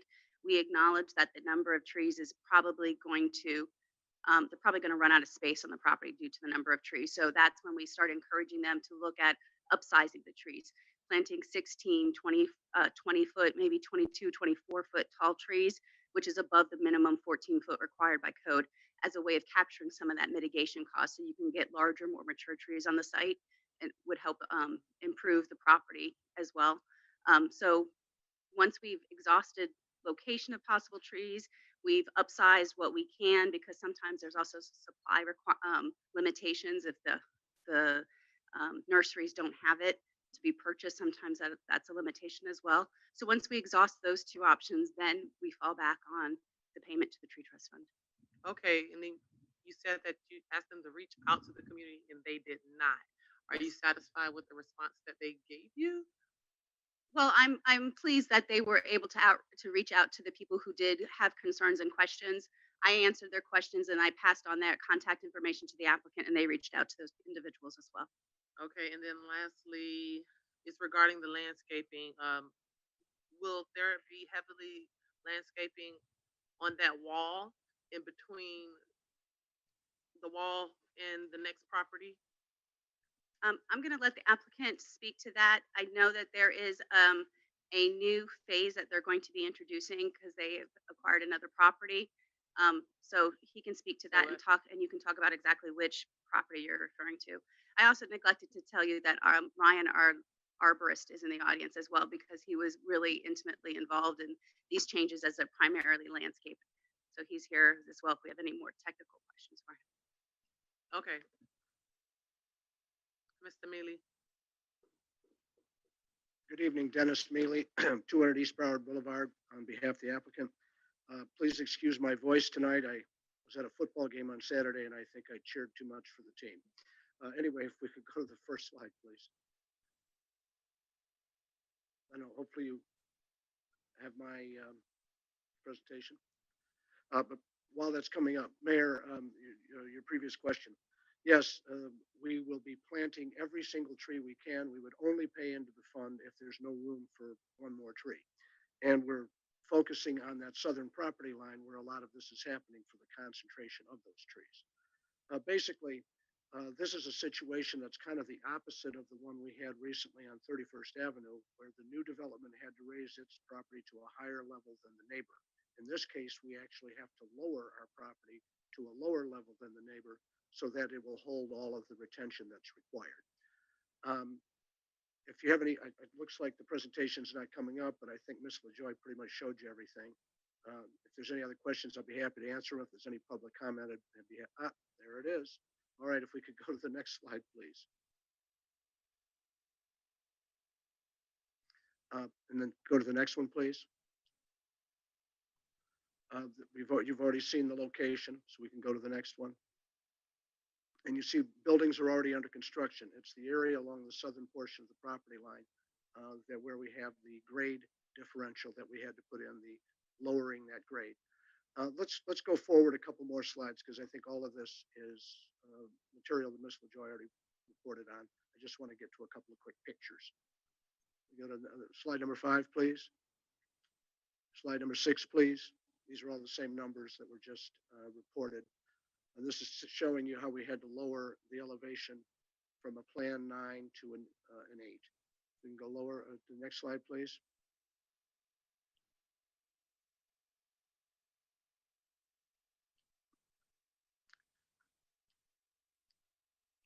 Can we go to the next slide, please? And so this is showing you some of the trees that had to be removed. There were some live oaks, but there were also a lot of Ficus benjamina and trees like that that you're not even allowed to plant if you were coming in with them today. We can go to the next slide, please. And then you see the landscape plan along the southern property line, and all those circles and all those various patterns are different types of trees that we're planting, including gumbo limbo, live oak, and other species of that nature. We are also planting trees that are bigger than the minimum, as Ms. LaJoy said. If the code might require a 14-foot tree, we're putting in a 16. If the code requires a 10-foot tree, we're putting in a 12. Because you notice under the recommendation from staff that the first recommendation is that you actually have to replace 94,647 square feet of canopy. So they're not looking at the height of the tree, they're looking at the spread of the branches. So if you put in a bigger tree, there's a bigger spread of branches. So the exact number of trees is not the issue, it's replacing the canopy itself. But the numbers of 90, 93 or so are probably going to turn out to be exactly right. We go to the next slide, please. So this is really what I wanted to show you. So you see that our neighbor's property is, I guess the easiest picture is the one on the right. The neighbor's property is going to be 3 feet and 10 inches higher than ours at our southern property line. Obviously, as you have to lower that elevation, the trees that were in that area had to come out. But with what we're doing, we are complying with the code in every respect and even paying extra mitigation. I think the tree canopy mitigation is at 150%. And also the payment of the fee, should there be a fee, is higher than it would normally be because this is what they call an after-the-fact situation. Other than that, if you have any questions, I'll be happy to answer them. If there's any public comment, would like the opportunity to respond as appropriate. Thank you very much. Thank you. This is a public hearing. Anyone to speak for or against this? Make a motion to pass the item, Mayor. Oh, you had a question? Okay, you can second it and then we can. I'm going to second the motion, but I just really quickly just want to clarify that by making these changes and increasing the elevation, that's actually going to put more water on your property and not on the other properties. Exactly. We'll hold the water on our property and will not overflow onto anyone else. Okay, I will second the motion. All right, all in favor? Aye. Aye. Anyone opposed? Item 9.5, 9.6, sorry. A resolution of the City Commission approving variances and site plan submitted by First Stadium Beach LLC for the property located at 101 through 117 Southwest First Street, 105, 111, 119, 125 through 127 Southwest First Court, 110, 118, 124, 126 Park Avenue East in the city of Dania Beach, Florida, providing for conflicts and an effective date. Just one thing, I need to swear her in, I didn't swear anyone in the last item, but there were no objections. And Dennis Mealy does not have to be sworn in as attorney. Corinne, you swear that everything you said in the prior item was correct and in the current item that you're about to do? Yes, I do. Okay. And anyone else going to be speaking on this item, please raise your right hand to be sworn in. The attorney does not, the principal does. Anybody else? Do you just swear to tell the truth, the whole truth, and nothing but the truth? Thank you so much. Good evening, Corinne LaJoy, Assistant Director in Community Development. This project is for a site plan and a variance for the property on Southwest First Street. The next slide, Monica, please. The next slide shows the location of the property. It is north of Sterling and south of City Hall. It's really, we've been referring it to as the property assembly behind Jackson's Ice Cream, because that's, everyone knows where that is. The next slide, please. So the property is located in the City Center Zoning District and the Regional Activity Center. They've been able to assemble approximately 1.8 gross acres of property.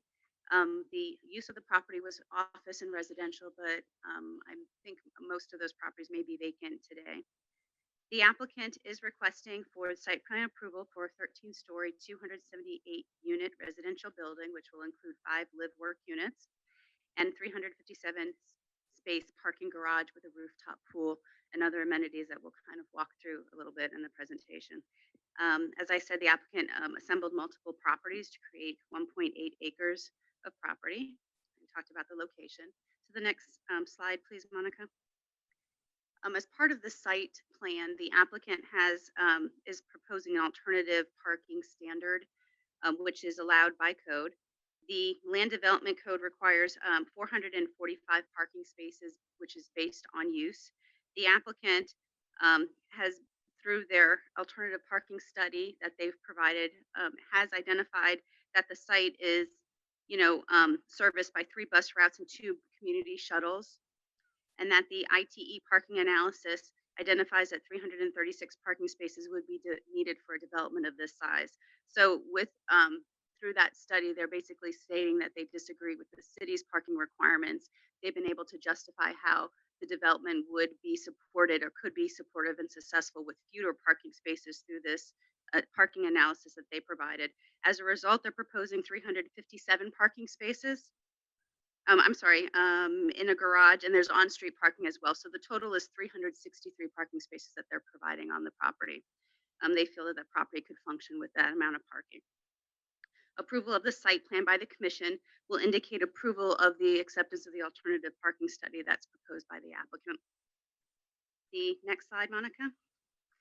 Here we talk about the site plan, and the applicant is requesting utilization of incentives to reach the proposed density of 278 dwelling units and the height of 13 stories. The first incentive that they're proposing is the public open space incentive, where the applicant is proposing approximately 10,390 square feet of public space on the west side of the building. This space is going to include a dog park, multi-purpose area with a walking path, and a park-like environment as well. It will be open space, open to the public, and one of the conditions in our staff report and the resolution is that they also provide signage so that the public would acknowledge that this is public, it's not private, that they can come onto the property and utilize the area as well. The proposed open space meets the incentive requirements, granting the applicant 80 dwelling units per acre and 1-story height bonus as well. The second incentive that they're utilizing is the sustainable building practices. The applicant is proposing for the project to achieve Florida Green high-rise building standards, which would grant the applicant additional 4 stories and 28 dwelling units. That's how they get to the overall density for the project. The next page, please. I miss the olden days where I used to have a pointer. So this screen shows in pink the proposed site plan and some of the landscape plans. You can see the pink on the top of the screen is the public park-like area that they're proposing. I can also, I don't have a clicker, also to the, in that same area, but towards the left side of the screen is where the proposed dog park would be. And then there's also areas on the western side where there's additional green space that they're proposing that walking area, multi-purpose walking area as well. The next screen. Monica, thank you. On the screen now is the proposed rendering. Oh, go back one. Thank you. Is the proposed rendering of what the building will look like. This is the design proposed, and this is the at the corner elevation, so you can see both street frontages of the property at the site. Next slide, please. Here we discuss the proposed impact fees of the project. It is a residential project, so parks and recreation fees will be assessed, and we have a rate based on the type of residential unit for this project. $378,192 would be paid at time of building permit issuance. Also, the public art program, the applicant will be required to participate in that through payment or a reduced payment and on-site public art. And then there's also the Regional Activity Center traffic impact mitigation. And for this project, they'd be required to pay $1,807 to the Regional Activity Center traffic impact mitigation. The next slide, please. The applicant is proposing or requesting one variance request, and it's regarding street trees. The code requires one street tree for every 15 linear feet for the project. This project has almost three street frontages, so there's a lot of street frontages to the project itself. The intent of the regulations is where the land development code is intending to create a uniform streetscape with its street trees. However, in order to maintain safe traffic movement by accommodating the required 30-foot visibility triangles at each corner and the driveways, the applicant's requesting to provide only 40 trees on the street. This is really a safety issue to make sure that visibility is maintained for motorists around the corners and accessing the property as well. So this is something that staff is supporting. The next slide speaks to the variance criteria. As we know, the Land Development Code identifies the criteria by which variances should be addressed. The applicants provided their justification to those variances, to those criteria, including the hardship that the visibility triangles are not really deducted from the linear street frontage when calculating the street trees. So that really creates a hardship for the property because they do have a lot of corners and visibility triangles to accommodate. Staff, as I said, is recommending support of the variance as they're providing as many straight trees as can be maintained on the property while still maintaining clear sight views. The next slide speaks to the community outreach efforts of the applicant. I know the applicant did hold community outreach efforts and met with the residents to describe the property. He's met with adjacent property owners numerous times as well.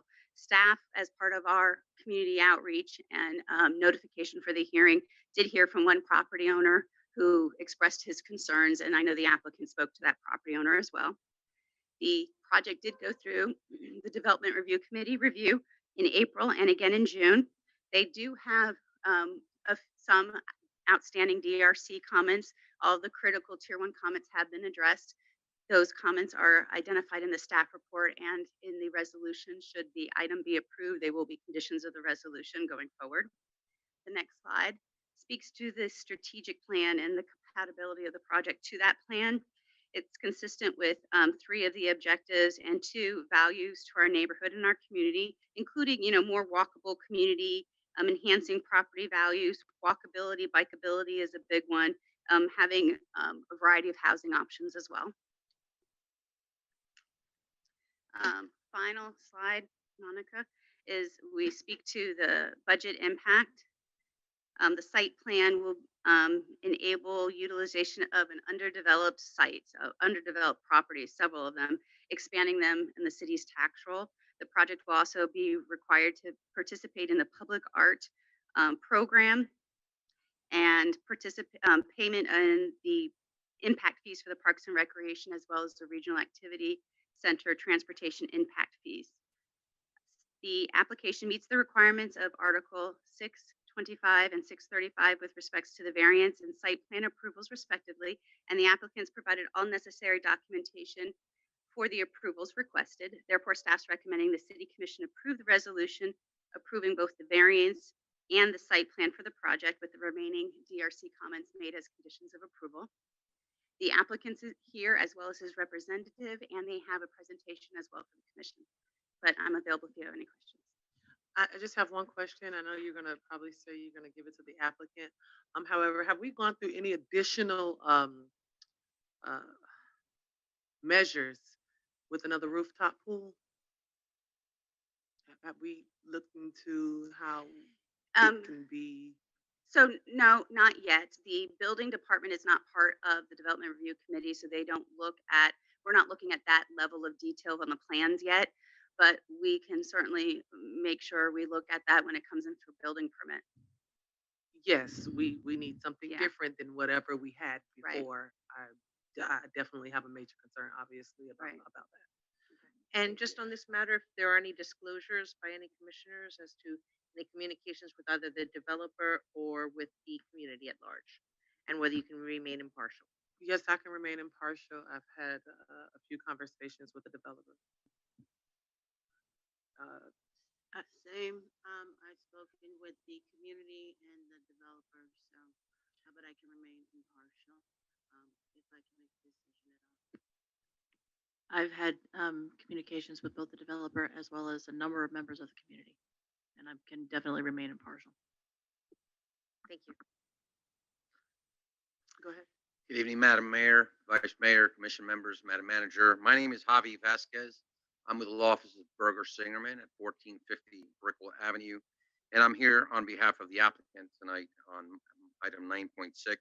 Joining me tonight is Mr. Edward Abo from the Apollo Companies, and the rest of our team includes Mr. Carl Peterson, excuse me, from KBP Consulting, who is our traffic engineer, and Julia Gaffney, who's our civil engineer with Flynn Engineering.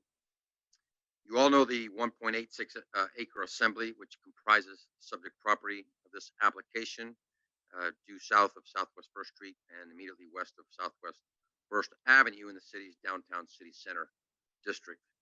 The request before you, as you know, is for site plan approval and a technical variance relating to your street trees requirement.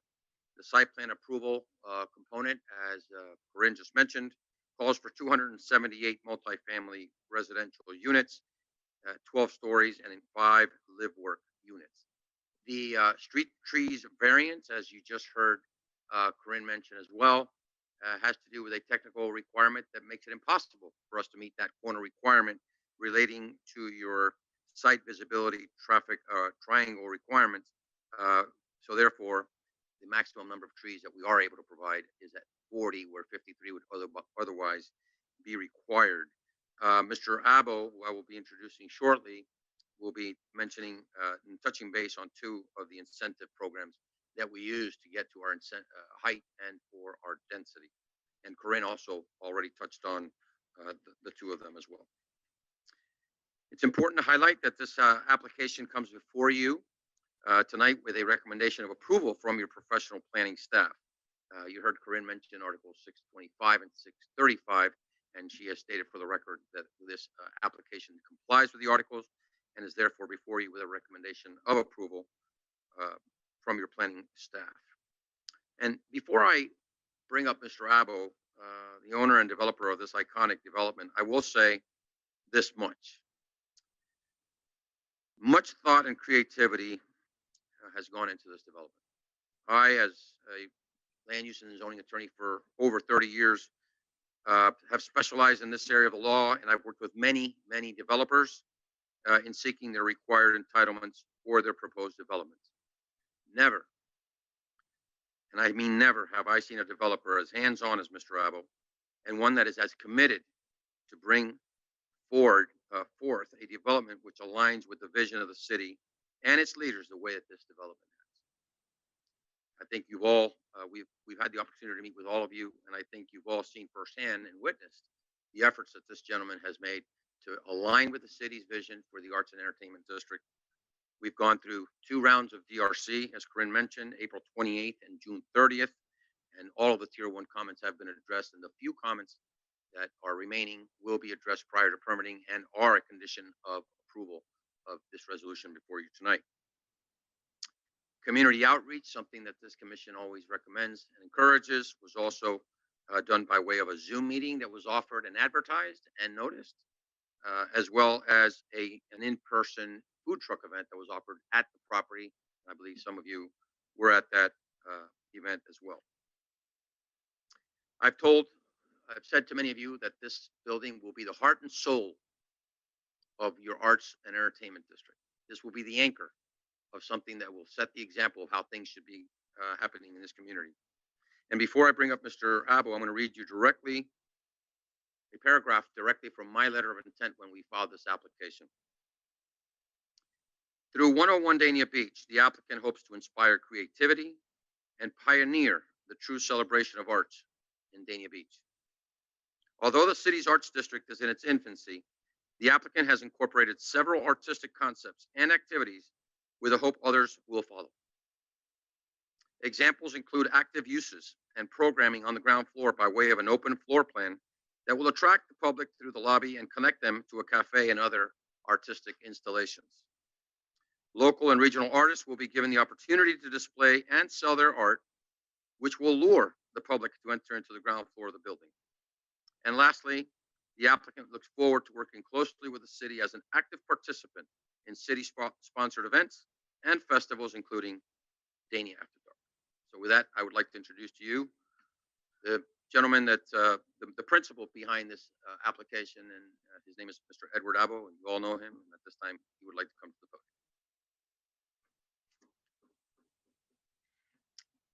Good evening, Madam Mayor, Vice Mayor, Commissioners, City Manager. First, my name is Edward Abba from the Apollo Companies. I first want to commend you.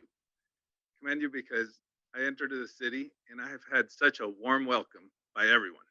From the security guard in the front, the building department, zoning, city manager, commissioners. It is really incredible, the warmth that you get when you come here. I feel like I'm part of the family already.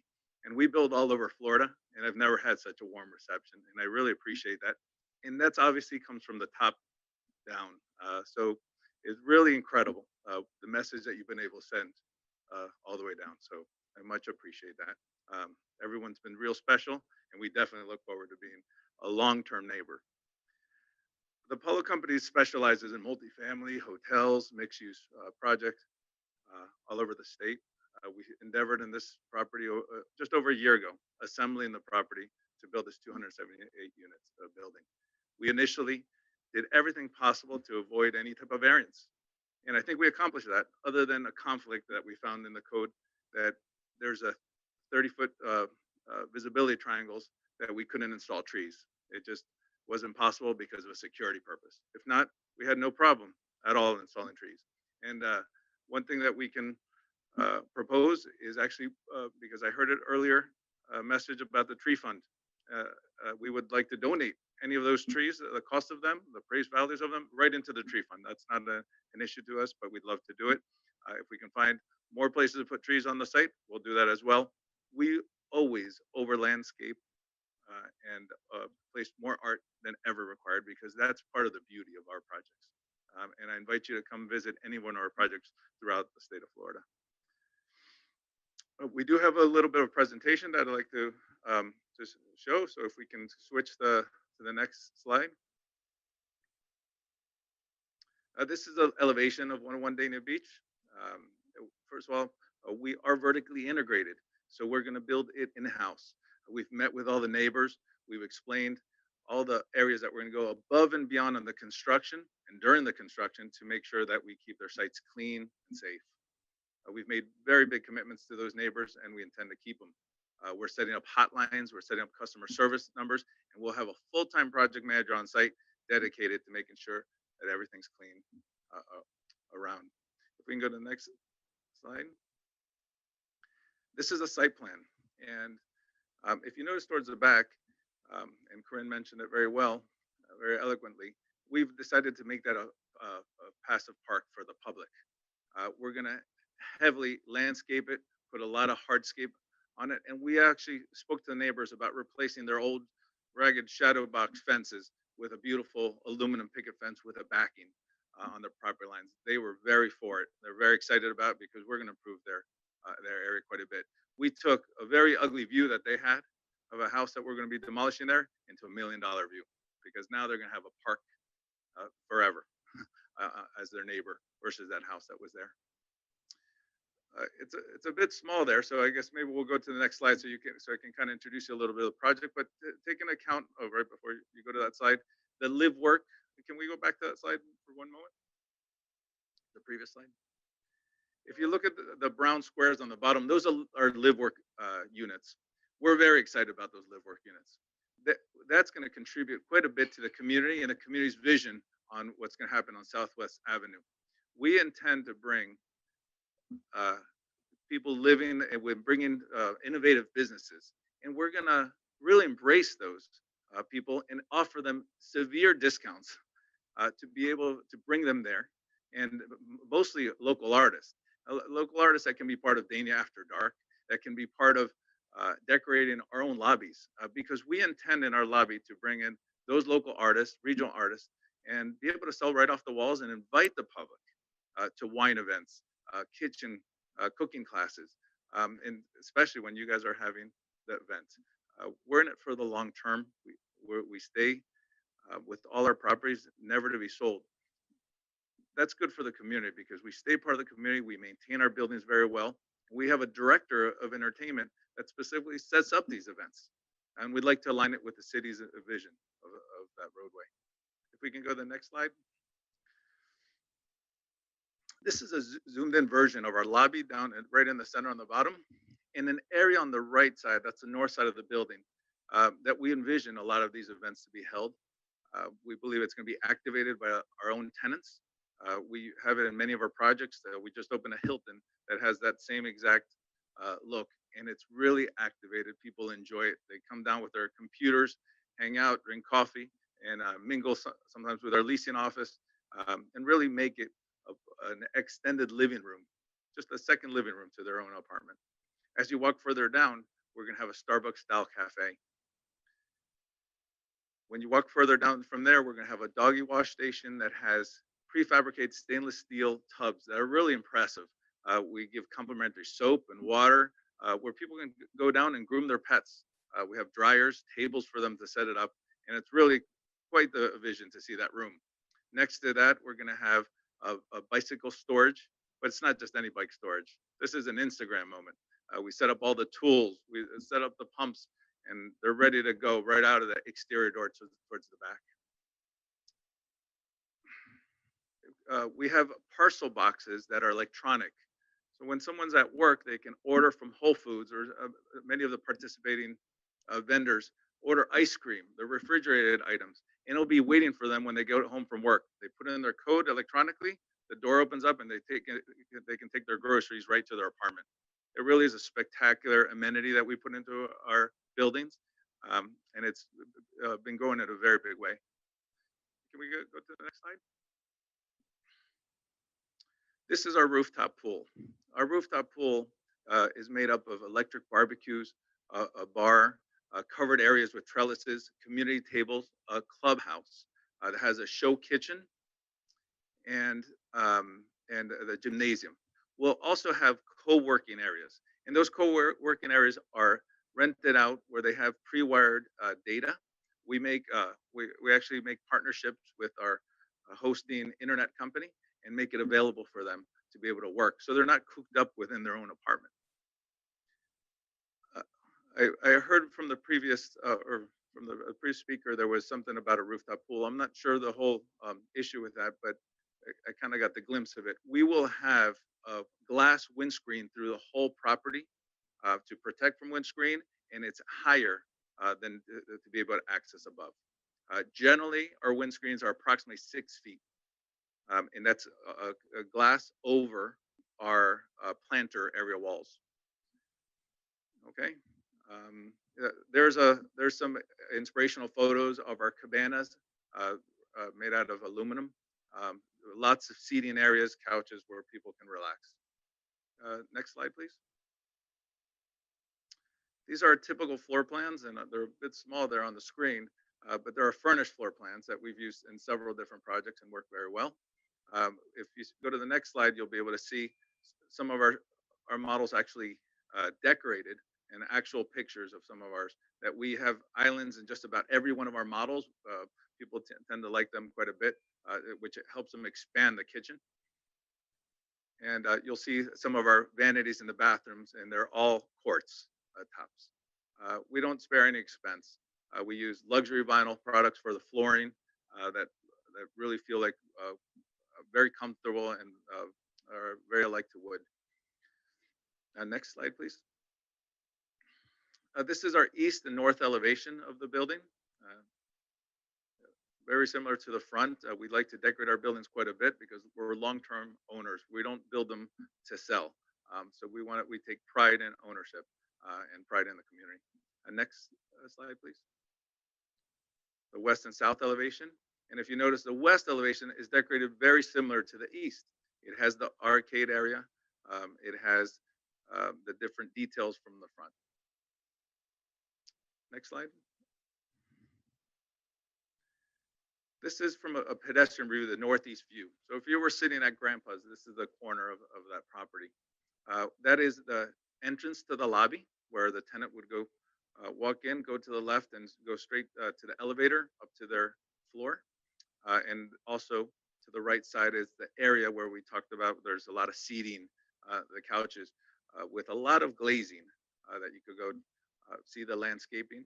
And also certain areas right off the Starbucks style cafe that'll have tables and seating for people to be able to have their coffee outside. Next slide. Here's another view. This is the northwest view.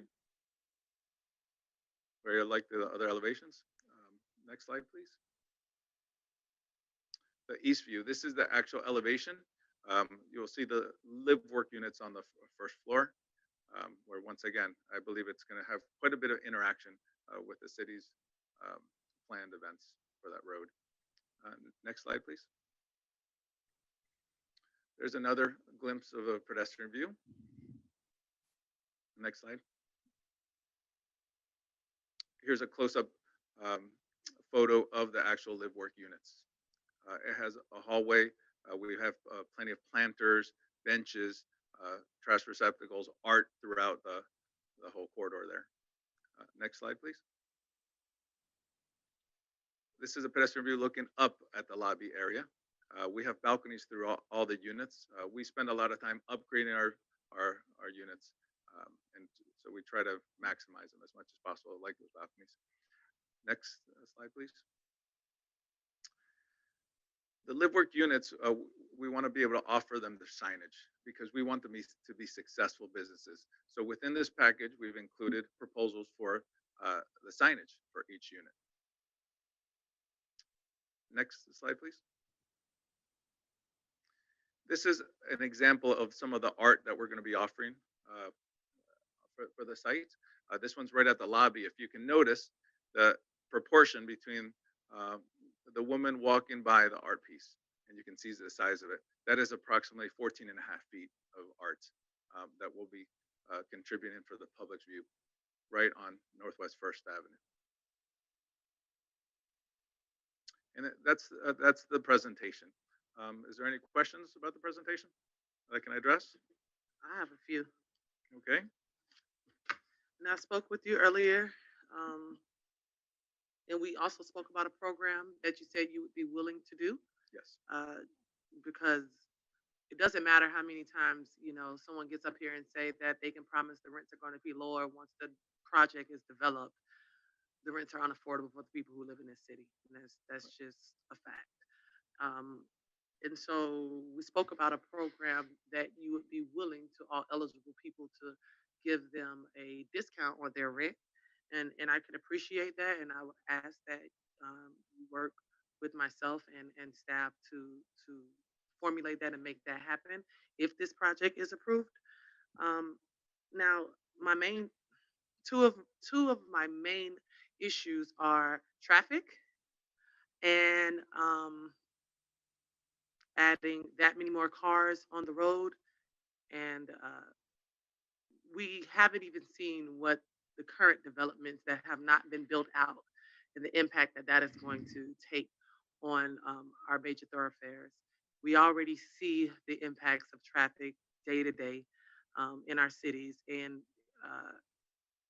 I answer to a lot of residents who have a lot of questions about what our plan is for traffic, and we currently have none as far as what we could do as a city. And so, um, if staff is saying that you needed 445 spaces and you're only going down to 363 because of bus routes and the community shuttles, I can tell you that the community shuttles are not well um, occupied.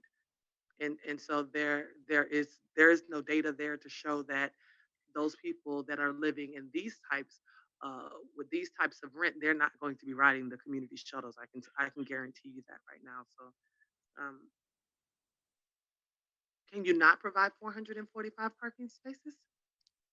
Well, I'll try to take a stab at all your questions. The first one, we reduced it for many reasons. First of all, to answer your traffic idea, by lowering it almost 20% of the parking, it alleviates traffic quite a bit. We actually had this study done, and by the way, our traffic consultant is here and he can answer many questions. But it was done based on the ITE, fifth generation manual, and in collaboration with our own management team throughout our buildings through Florida. And we try to calculate exactly by doing our own trip count, finding out exactly what parking was really needed for the amount of the mix that we have. And we were able to get to this report. Actually, the ITE, which is the known credible standard, requests 25 less spots than we're actually providing. All right, I believe it's 25 or 26, and we can go to the report to look exactly how many it is. I believe that's going to help alleviate the issue with traffic by having less parking spots. We meet every standard that we need to be able to have the right parking. And if you see all our projects, which are near here and don't have the benefit of having the airport and having the 4 bus routes and having the beach so close and having so much shopping nearby, and we still have more parking than we actually need. So we could show you, if you take a look at the calculations on the plans, we can show you what the proportion is for every unit. And it has to do with the unit mix. We actually try to keep our units a bit smaller to be more affordable here for Dania. And that's why the parking went down. No other need. We could have, by code, built another floor for parking. That wasn't an issue. It was more that we wanted to keep it to the exact amount of units that are needed. These days, less parking is better, believe it or not. More people are using Ubers. I can tell you, my own kids, it took them till they were 18 to get their own driver's licenses. They weren't motivated. I was when I turned 16 at 7:30 in the morning, I wasn't getting my driver's license. I had to beg my kids to go get their driver's licenses. People are using Ubers and freebies and bus routes and bicycles, and moving to areas that have like the airports nearby, shopping like Dania Point. Very exciting that we have Aldi so close to this project, where we believe people are going to be walking to the supermarket more than driving. And the fact that this is a high rise that's amenity rich, that people are going to stay, and we're excited to stay because we know that they're going to be happy living there, going to stay longer. They're going to invite their bosses and brothers and sisters and friends to come and move in as well. That's why we have spent so much time designing the right amenities for the crowd. To answer your question, Well, you didn't address that. I want to know what's your plan to help traffic flow. I want to know. I mean, because you can tell me that a lot of people aren't using parking, but I can tell you I get calls from residents all the time from different developments that we have done that and reduced the parking, and now they have parking challenges. If you just go to the Saratoga down Dania Beach Boulevard, those people don't have the means to be able to park because we've reduced those parking spaces. When you go to the place at Dania Beach, there's no longer those available spaces to park. And so those challenges do arise. And I understand you have your studies, but we have the best studies because we live here. Absolutely. And so I'm telling you that that is going to be a nightmare. That is a significant amount. This is not 15 spaces. This is almost 100 spaces that you're asking for a reduction, 80 to 100 spaces. And so that alone, I don't know who's going to walk to the grocery store and carry bags and bags by hand back with families, but I don't see a plan to help us address the nightmare of traffic that we have at peak hours in our city, especially near a major corridor. By no means are we deficient in parking, and we can show that to you. We've submitted the studies. It's been approved through your different consultants, and our traffic engineer can actually, our consultant can speak more about it. But I will tell you this: we have designed this project in collaboration with the city leaders and the staff, and we started with a ramp at First Avenue. That's with First Avenue, and we said, you know what? We're going to try to strategically place the ramp on Southwest First Court on the south side closest to Sterling to alleviate traffic, because we understood that to be a concern. So in the morning, with the peak hour trips, and I'll let the consultants speak more about it, but there's 73 trips at the peak hour, and they will be able to be right next to Sterling Road and head right west I-95 without having to ever get to Federal Highway. The reason I believe, and the consultants can speak to more, because I know they analyze 9 different intersections. And the reason you're getting more traffic is more the development from Dania Beach Boulevard that has to pass through Federal Highway than our ramp being right off of Sterling Road, I believe. Have you Now, but traveled down Sterling Road in the morning time, past the railroad tracks? Have y'all studied that intersection that's backed all the way up? I will have our consultant tell you all his studies, because that intersection, well, I'll have him speak as about that. Because I Okay. brought him for that reason, and he can tell you the studies on that intersection. Thank you. If I could, as a point of clarification. Mm-hmm. And I want to make sure I say this respectfully. You're characterizing this as if we're trying to provide less than what's required. What we are providing is not it's not a variance. We're not asking for less than what's required by your code. What we are providing is an industry approved and accepted standard of parking that your staff, your professional planning staff, pursuant to Article 625 and 635, recommends approval. There is no variance. We are not asking for less parking than what is acceptable. And I want to make sure the record doesn't indicate that we are trying to provide less parking than what's required. That's all I So want to make sure. what number was the 445 parking spaces? If we had not shown that there are transit options, including the bus routes and the shuttles, regardless of your personal opinion of the shuttles, those are things that allow the alternative parking standards to trigger. Otherwise, without those things, yes, you would be required 445. But because of those transit options, the number goes down. And even with that, we're offering more than what's required under the alternative standard. I want to make sure of that, because you're sounding like we're trying to offer less than what's required, and that's not the case, because I'm pretty sure that had we had a variance on the parking, you wouldn't be looking at a recommendation of approval. I don't know. I'll let you continue. Once again, this is through the Institute of Transportation Engineers. They're the most accredited and nationally known engineers. But anyway, I try to mention that we have a lot of amenities. One other amenity that we have a convenience store as a vending machine, and this thing is impressive as can be. You know, because this is a high rise, people tend to have planned more of their trips. Okay, on a house, if you have 2 children, they'll go to the gas station just to buy a Coke and come right back home. That's not what happens with a high rise that has so many amenities, and that we have everything to offer through the Starbucks style cafe and this vending machine that has just about everything you can imagine in these convenience stores.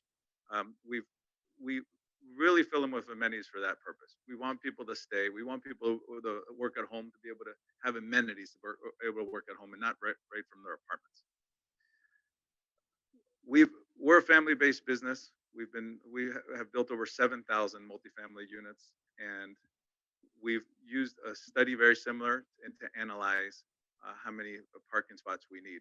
By no means are we deficient in parking. I can tell you that much. We just opened 2 buildings in Fort Lauderdale, the Quantum Apartments, and we had the city was actually telling us that we shouldn't have so much parking in that case. And they've always been for parking. But all these cities are starting to lower their calculations. If you look at Miami, they've gotten wind of it, and they've lowered it because more people are using Ubers and all these the different transportation companies. People don't want to have so many cars anymore. Not the way it used to be. Can I address any other questions, or would I'm you like to waiting to speak to hear Carl? from the Okay. traffic engineer about the studies of the intersections that are backed up Okay. every morning when we traverse to 95. Okay, and I do want to mention some other items with incentives and answer other questions, but for the meantime, I'll introduce Carl Peterson from KBEP Traffic. Thank you.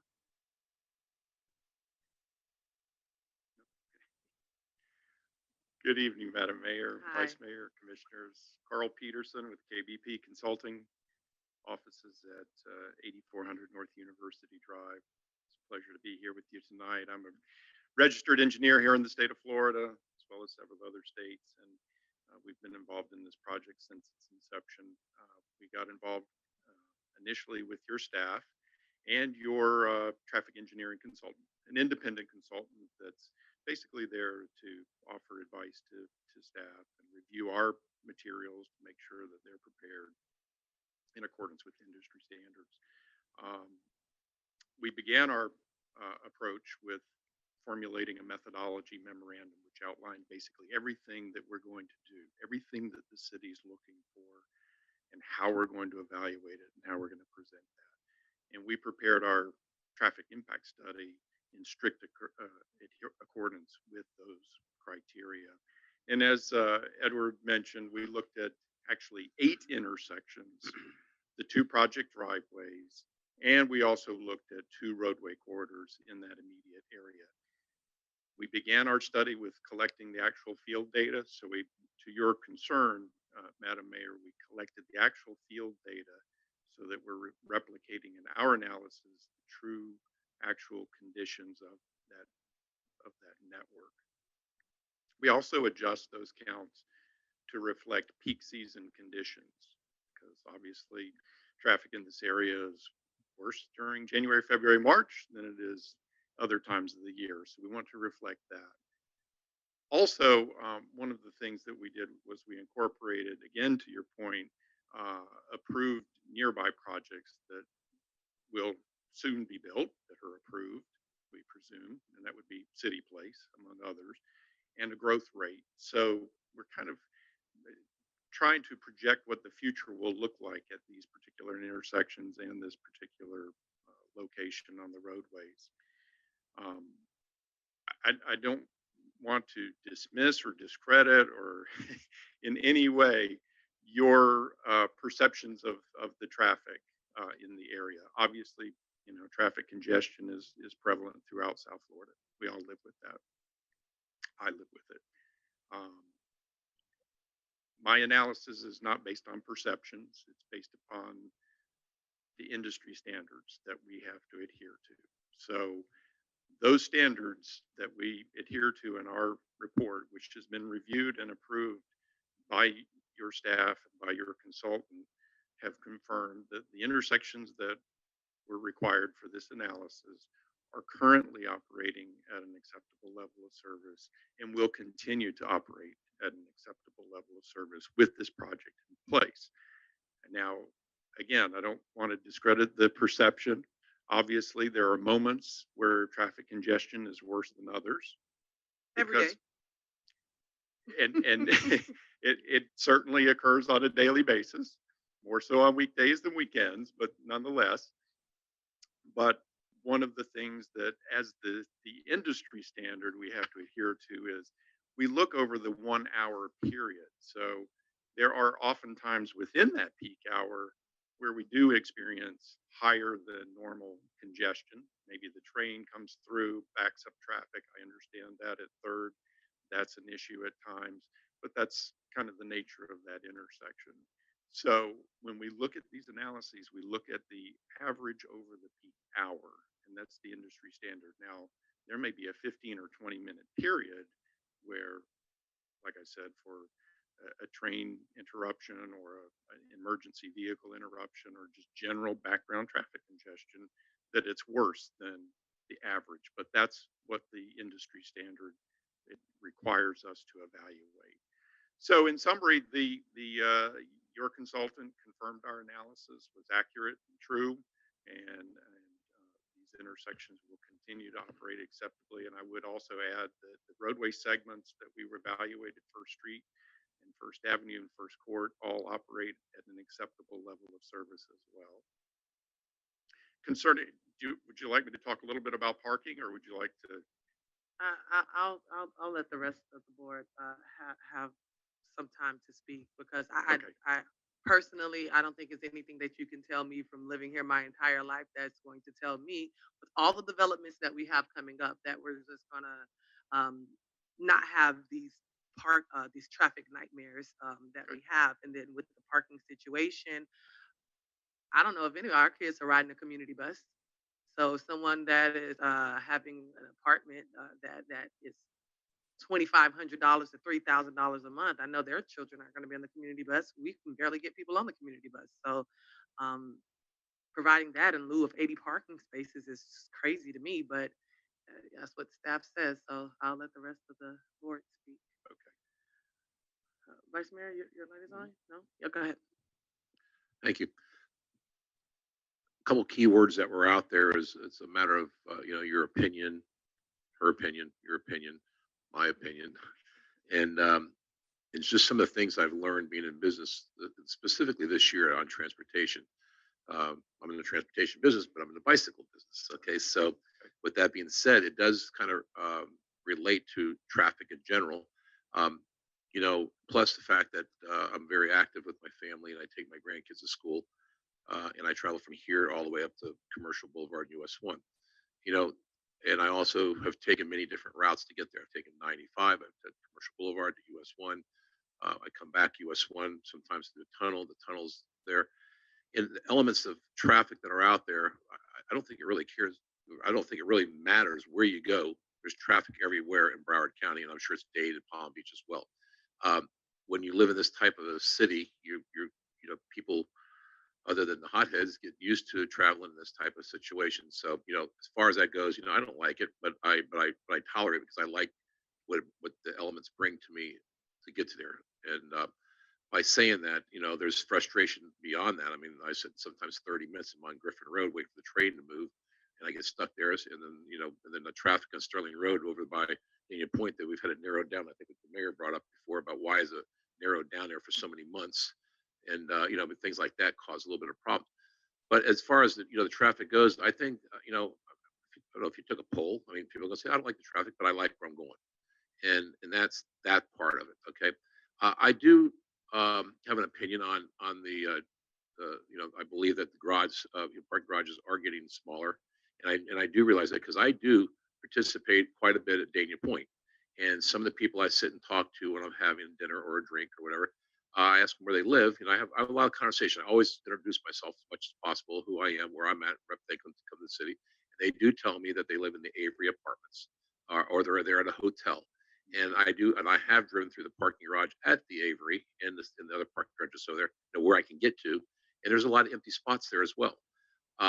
So I don't know if the park garage gets full, but as far as that goes, I think that a lot of the people walk there, and like when you say they're closer to the community where they can shop and eat and so on. I think that being in an element where they don't have to travel so far, it does make it convenient. I can tell you for a fact that even my kids have vehicles, and my son Ubers more lately, other than for work. Than when he goes locally, he takes an Uber like places that I don't understand because truthfully I like driving, but he Ubers, and I do talk to people and I see it. And, everybody I talk to, I'm gonna get an Uber home. I'm gonna get an Uber. I'm going to the airport. I want to ride? No, I want to take an Uber, or a Lyft or whatever. I want to be particular. So I think more of that's being used today than it ever has been, and it because you're talking about expenses that you have when you have rent a $3,000 apartment, where they're not paying $3,000 a year for car insurance, and they're not paying $5,000 a year for gasoline and maintenance on your vehicle. So using transportation of sort like that does come into play.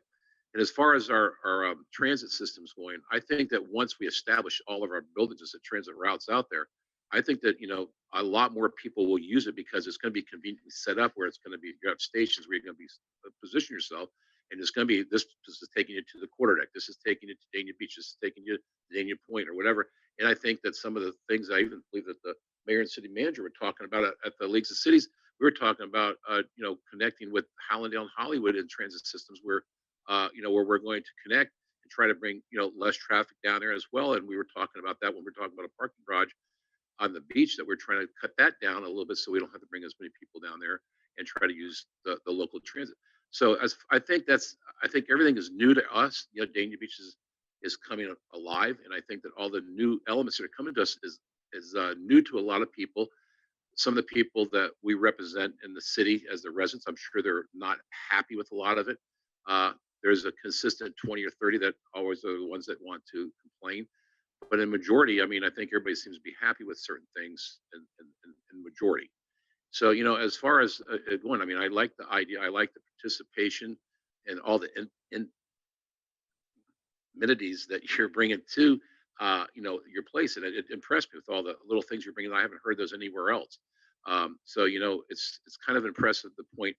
And, and I'm sure that if the commission doesn't approve it for some reason or another, you would make changes to make it work somehow or another to continue with the project. But, I mean, the way you bring it up, but that's just my opinion. Everybody's got their own opinion, but this is how I'm thinking, because I know that in the bicycle business right now, people are buying electric scooters and they're getting around locally with those things. They're $300, $400, $500, and they break, you throw them away, and you buy another one. And that's how you see them all over town. And things, transportation is changing in general for localized transportation. So, thank you, Mayor. Thank you, Commissioner Llewellyn. Thank you, Mayor. Let me ask you about that. So these, it might be something for Mr. Avo to answer instead. You have other buildings that you've developed. We do. In those other locations, how does it impact the traffic? Do you find that, have you ever found, like, done a survey or asked people, how many spaces do they use? How many cars do they use? What the traffic is like afterwards, that sort of thing. We actually took 3 of our projects and in 3 different areas of Florida to understand what the parking ratio was to the apartments in our mixed use. And that's how we got to our calculation. And then we bumped it up. So it was actually very consistent with IT, but we bumped it up those 25 or 26 spots. Actually, we just recently opened the Quantum Apartments in Fort Lauderdale. And we were receiving so many lifts and so many Ubers that we actually had to develop a route to be able to pick people up. That's a testament in itself. That, I mean, we see our parking garages empty all the time. We took one of our projects in Fort Pierce, one of our projects in Fort Myers, and we've been looking at the one in Fort Lauderdale quite a bit. And we had analysis from Homestead, just from the buildings that we built. And it's just very consistent where people, and I can tell you, my own kids, I even have cars, to take Uber and Lyft over driving. So we brought it down very slightly because it's not going to affect at all. It's not deficient by any means. Okay, thank you. Anyone else? Let's see. No one else. Did you want to discuss anything else? Corinne spoke pretty much about the incentives, and I was just going to talk about incentives. But if you're all familiar with incentives that we opposed, but the green building, we believe in it. We just completed a hotel in Aventura, and it really has brought down the cost of electricity and it made the building very efficient. So we propose it even if we didn't have incentive. It's great that the city had an incentive. We also received a big incentive for Aventura, but we've implemented those standards in all our construction. And since we build in-house, we've developed a lot of innovative credits to ourselves that have made us really efficient, and that will be implemented in this building. And you'll see that more in the building plans. But we've developed entropy wheels that really recirculate energy versus air condition where you can't. And just a lot of technology that we've been able to incorporate in our buildings to make them more efficient. And ultimately, we can pass that on to the tenants to have lower rents. The other one was the open space. I haven't seen one developer really, and especially in this area, give a park.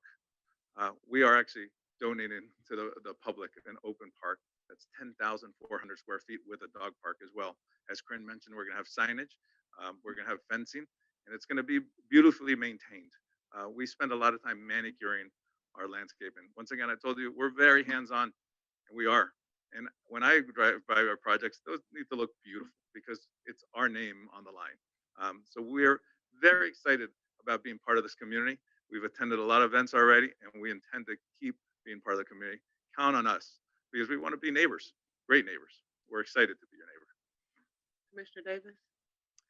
Yes, I may have missed it through the thunder, but I was just wondering if the couple that we talked about, the community residents, really actually bought in. I know the Ruth Ann was expecting a child and was very, very concerned about the construction. She didn't think she could get pregnant, so she is. And I just want to, and I know we had a conversation, with the husband. I forgot his name right now.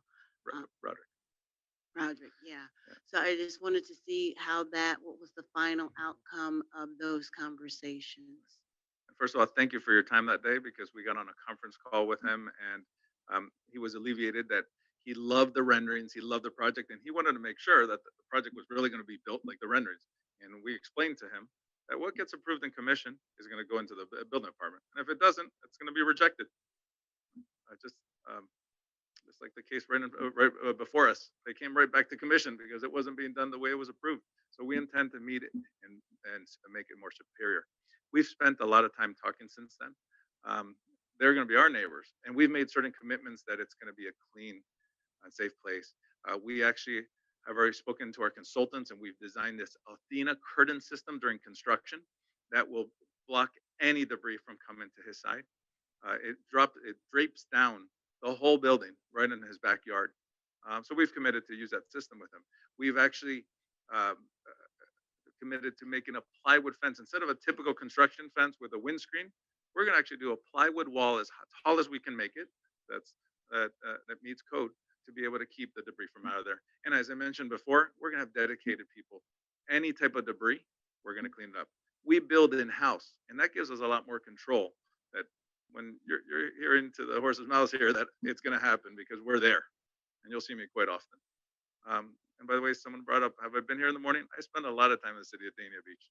I'm having breakfast all the time at Grandpa's. I'm very excited about being here. We're looking for other properties because once we build somewhere, we sprout our roots and make it our long-term home. So you'll see more out of us here. Thank you. Madam Mayor, Yes. one more point I'd like to get into the record before you close this segment of our presentation. Going back to the parking really quick, the alternative parking standard that's been used in this development is not unique to this development.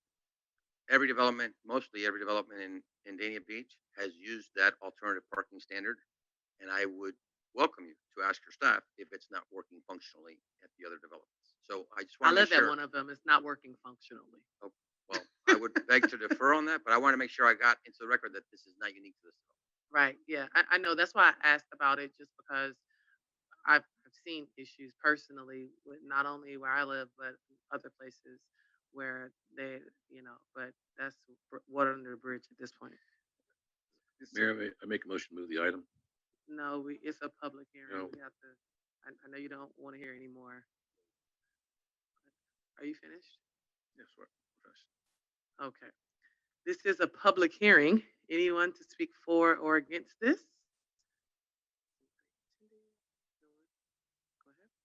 I need to swear in anybody who's going to be doing the public hearing if there is. There's no one. Okay. I make a motion to move the item, Mayor. I'll second it. Call the roll, please. Commissioner Davis,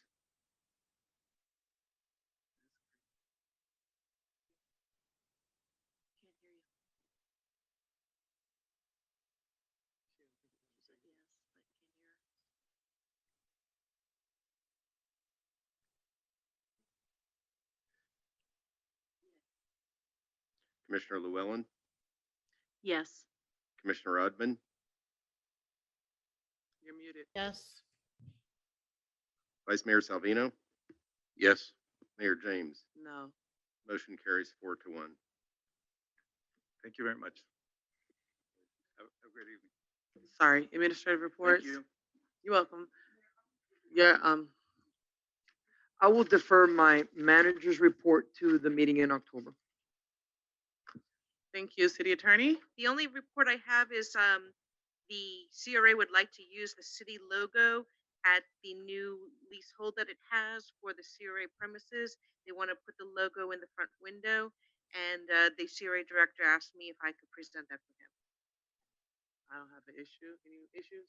You say you have an issue? Okay, no issues. No issues. Thank you. Wow. And I'll just ask you all to be safe. There are photos from North Perry Airport where a possible tornado just touched down. And you can see the planes that are all in disarray. So North Perry Airport in Hollywood. So please just be safe while you're out. City staff, if you have any concerns, please go see City Manager Garcia. Thank you. Meeting adjourned.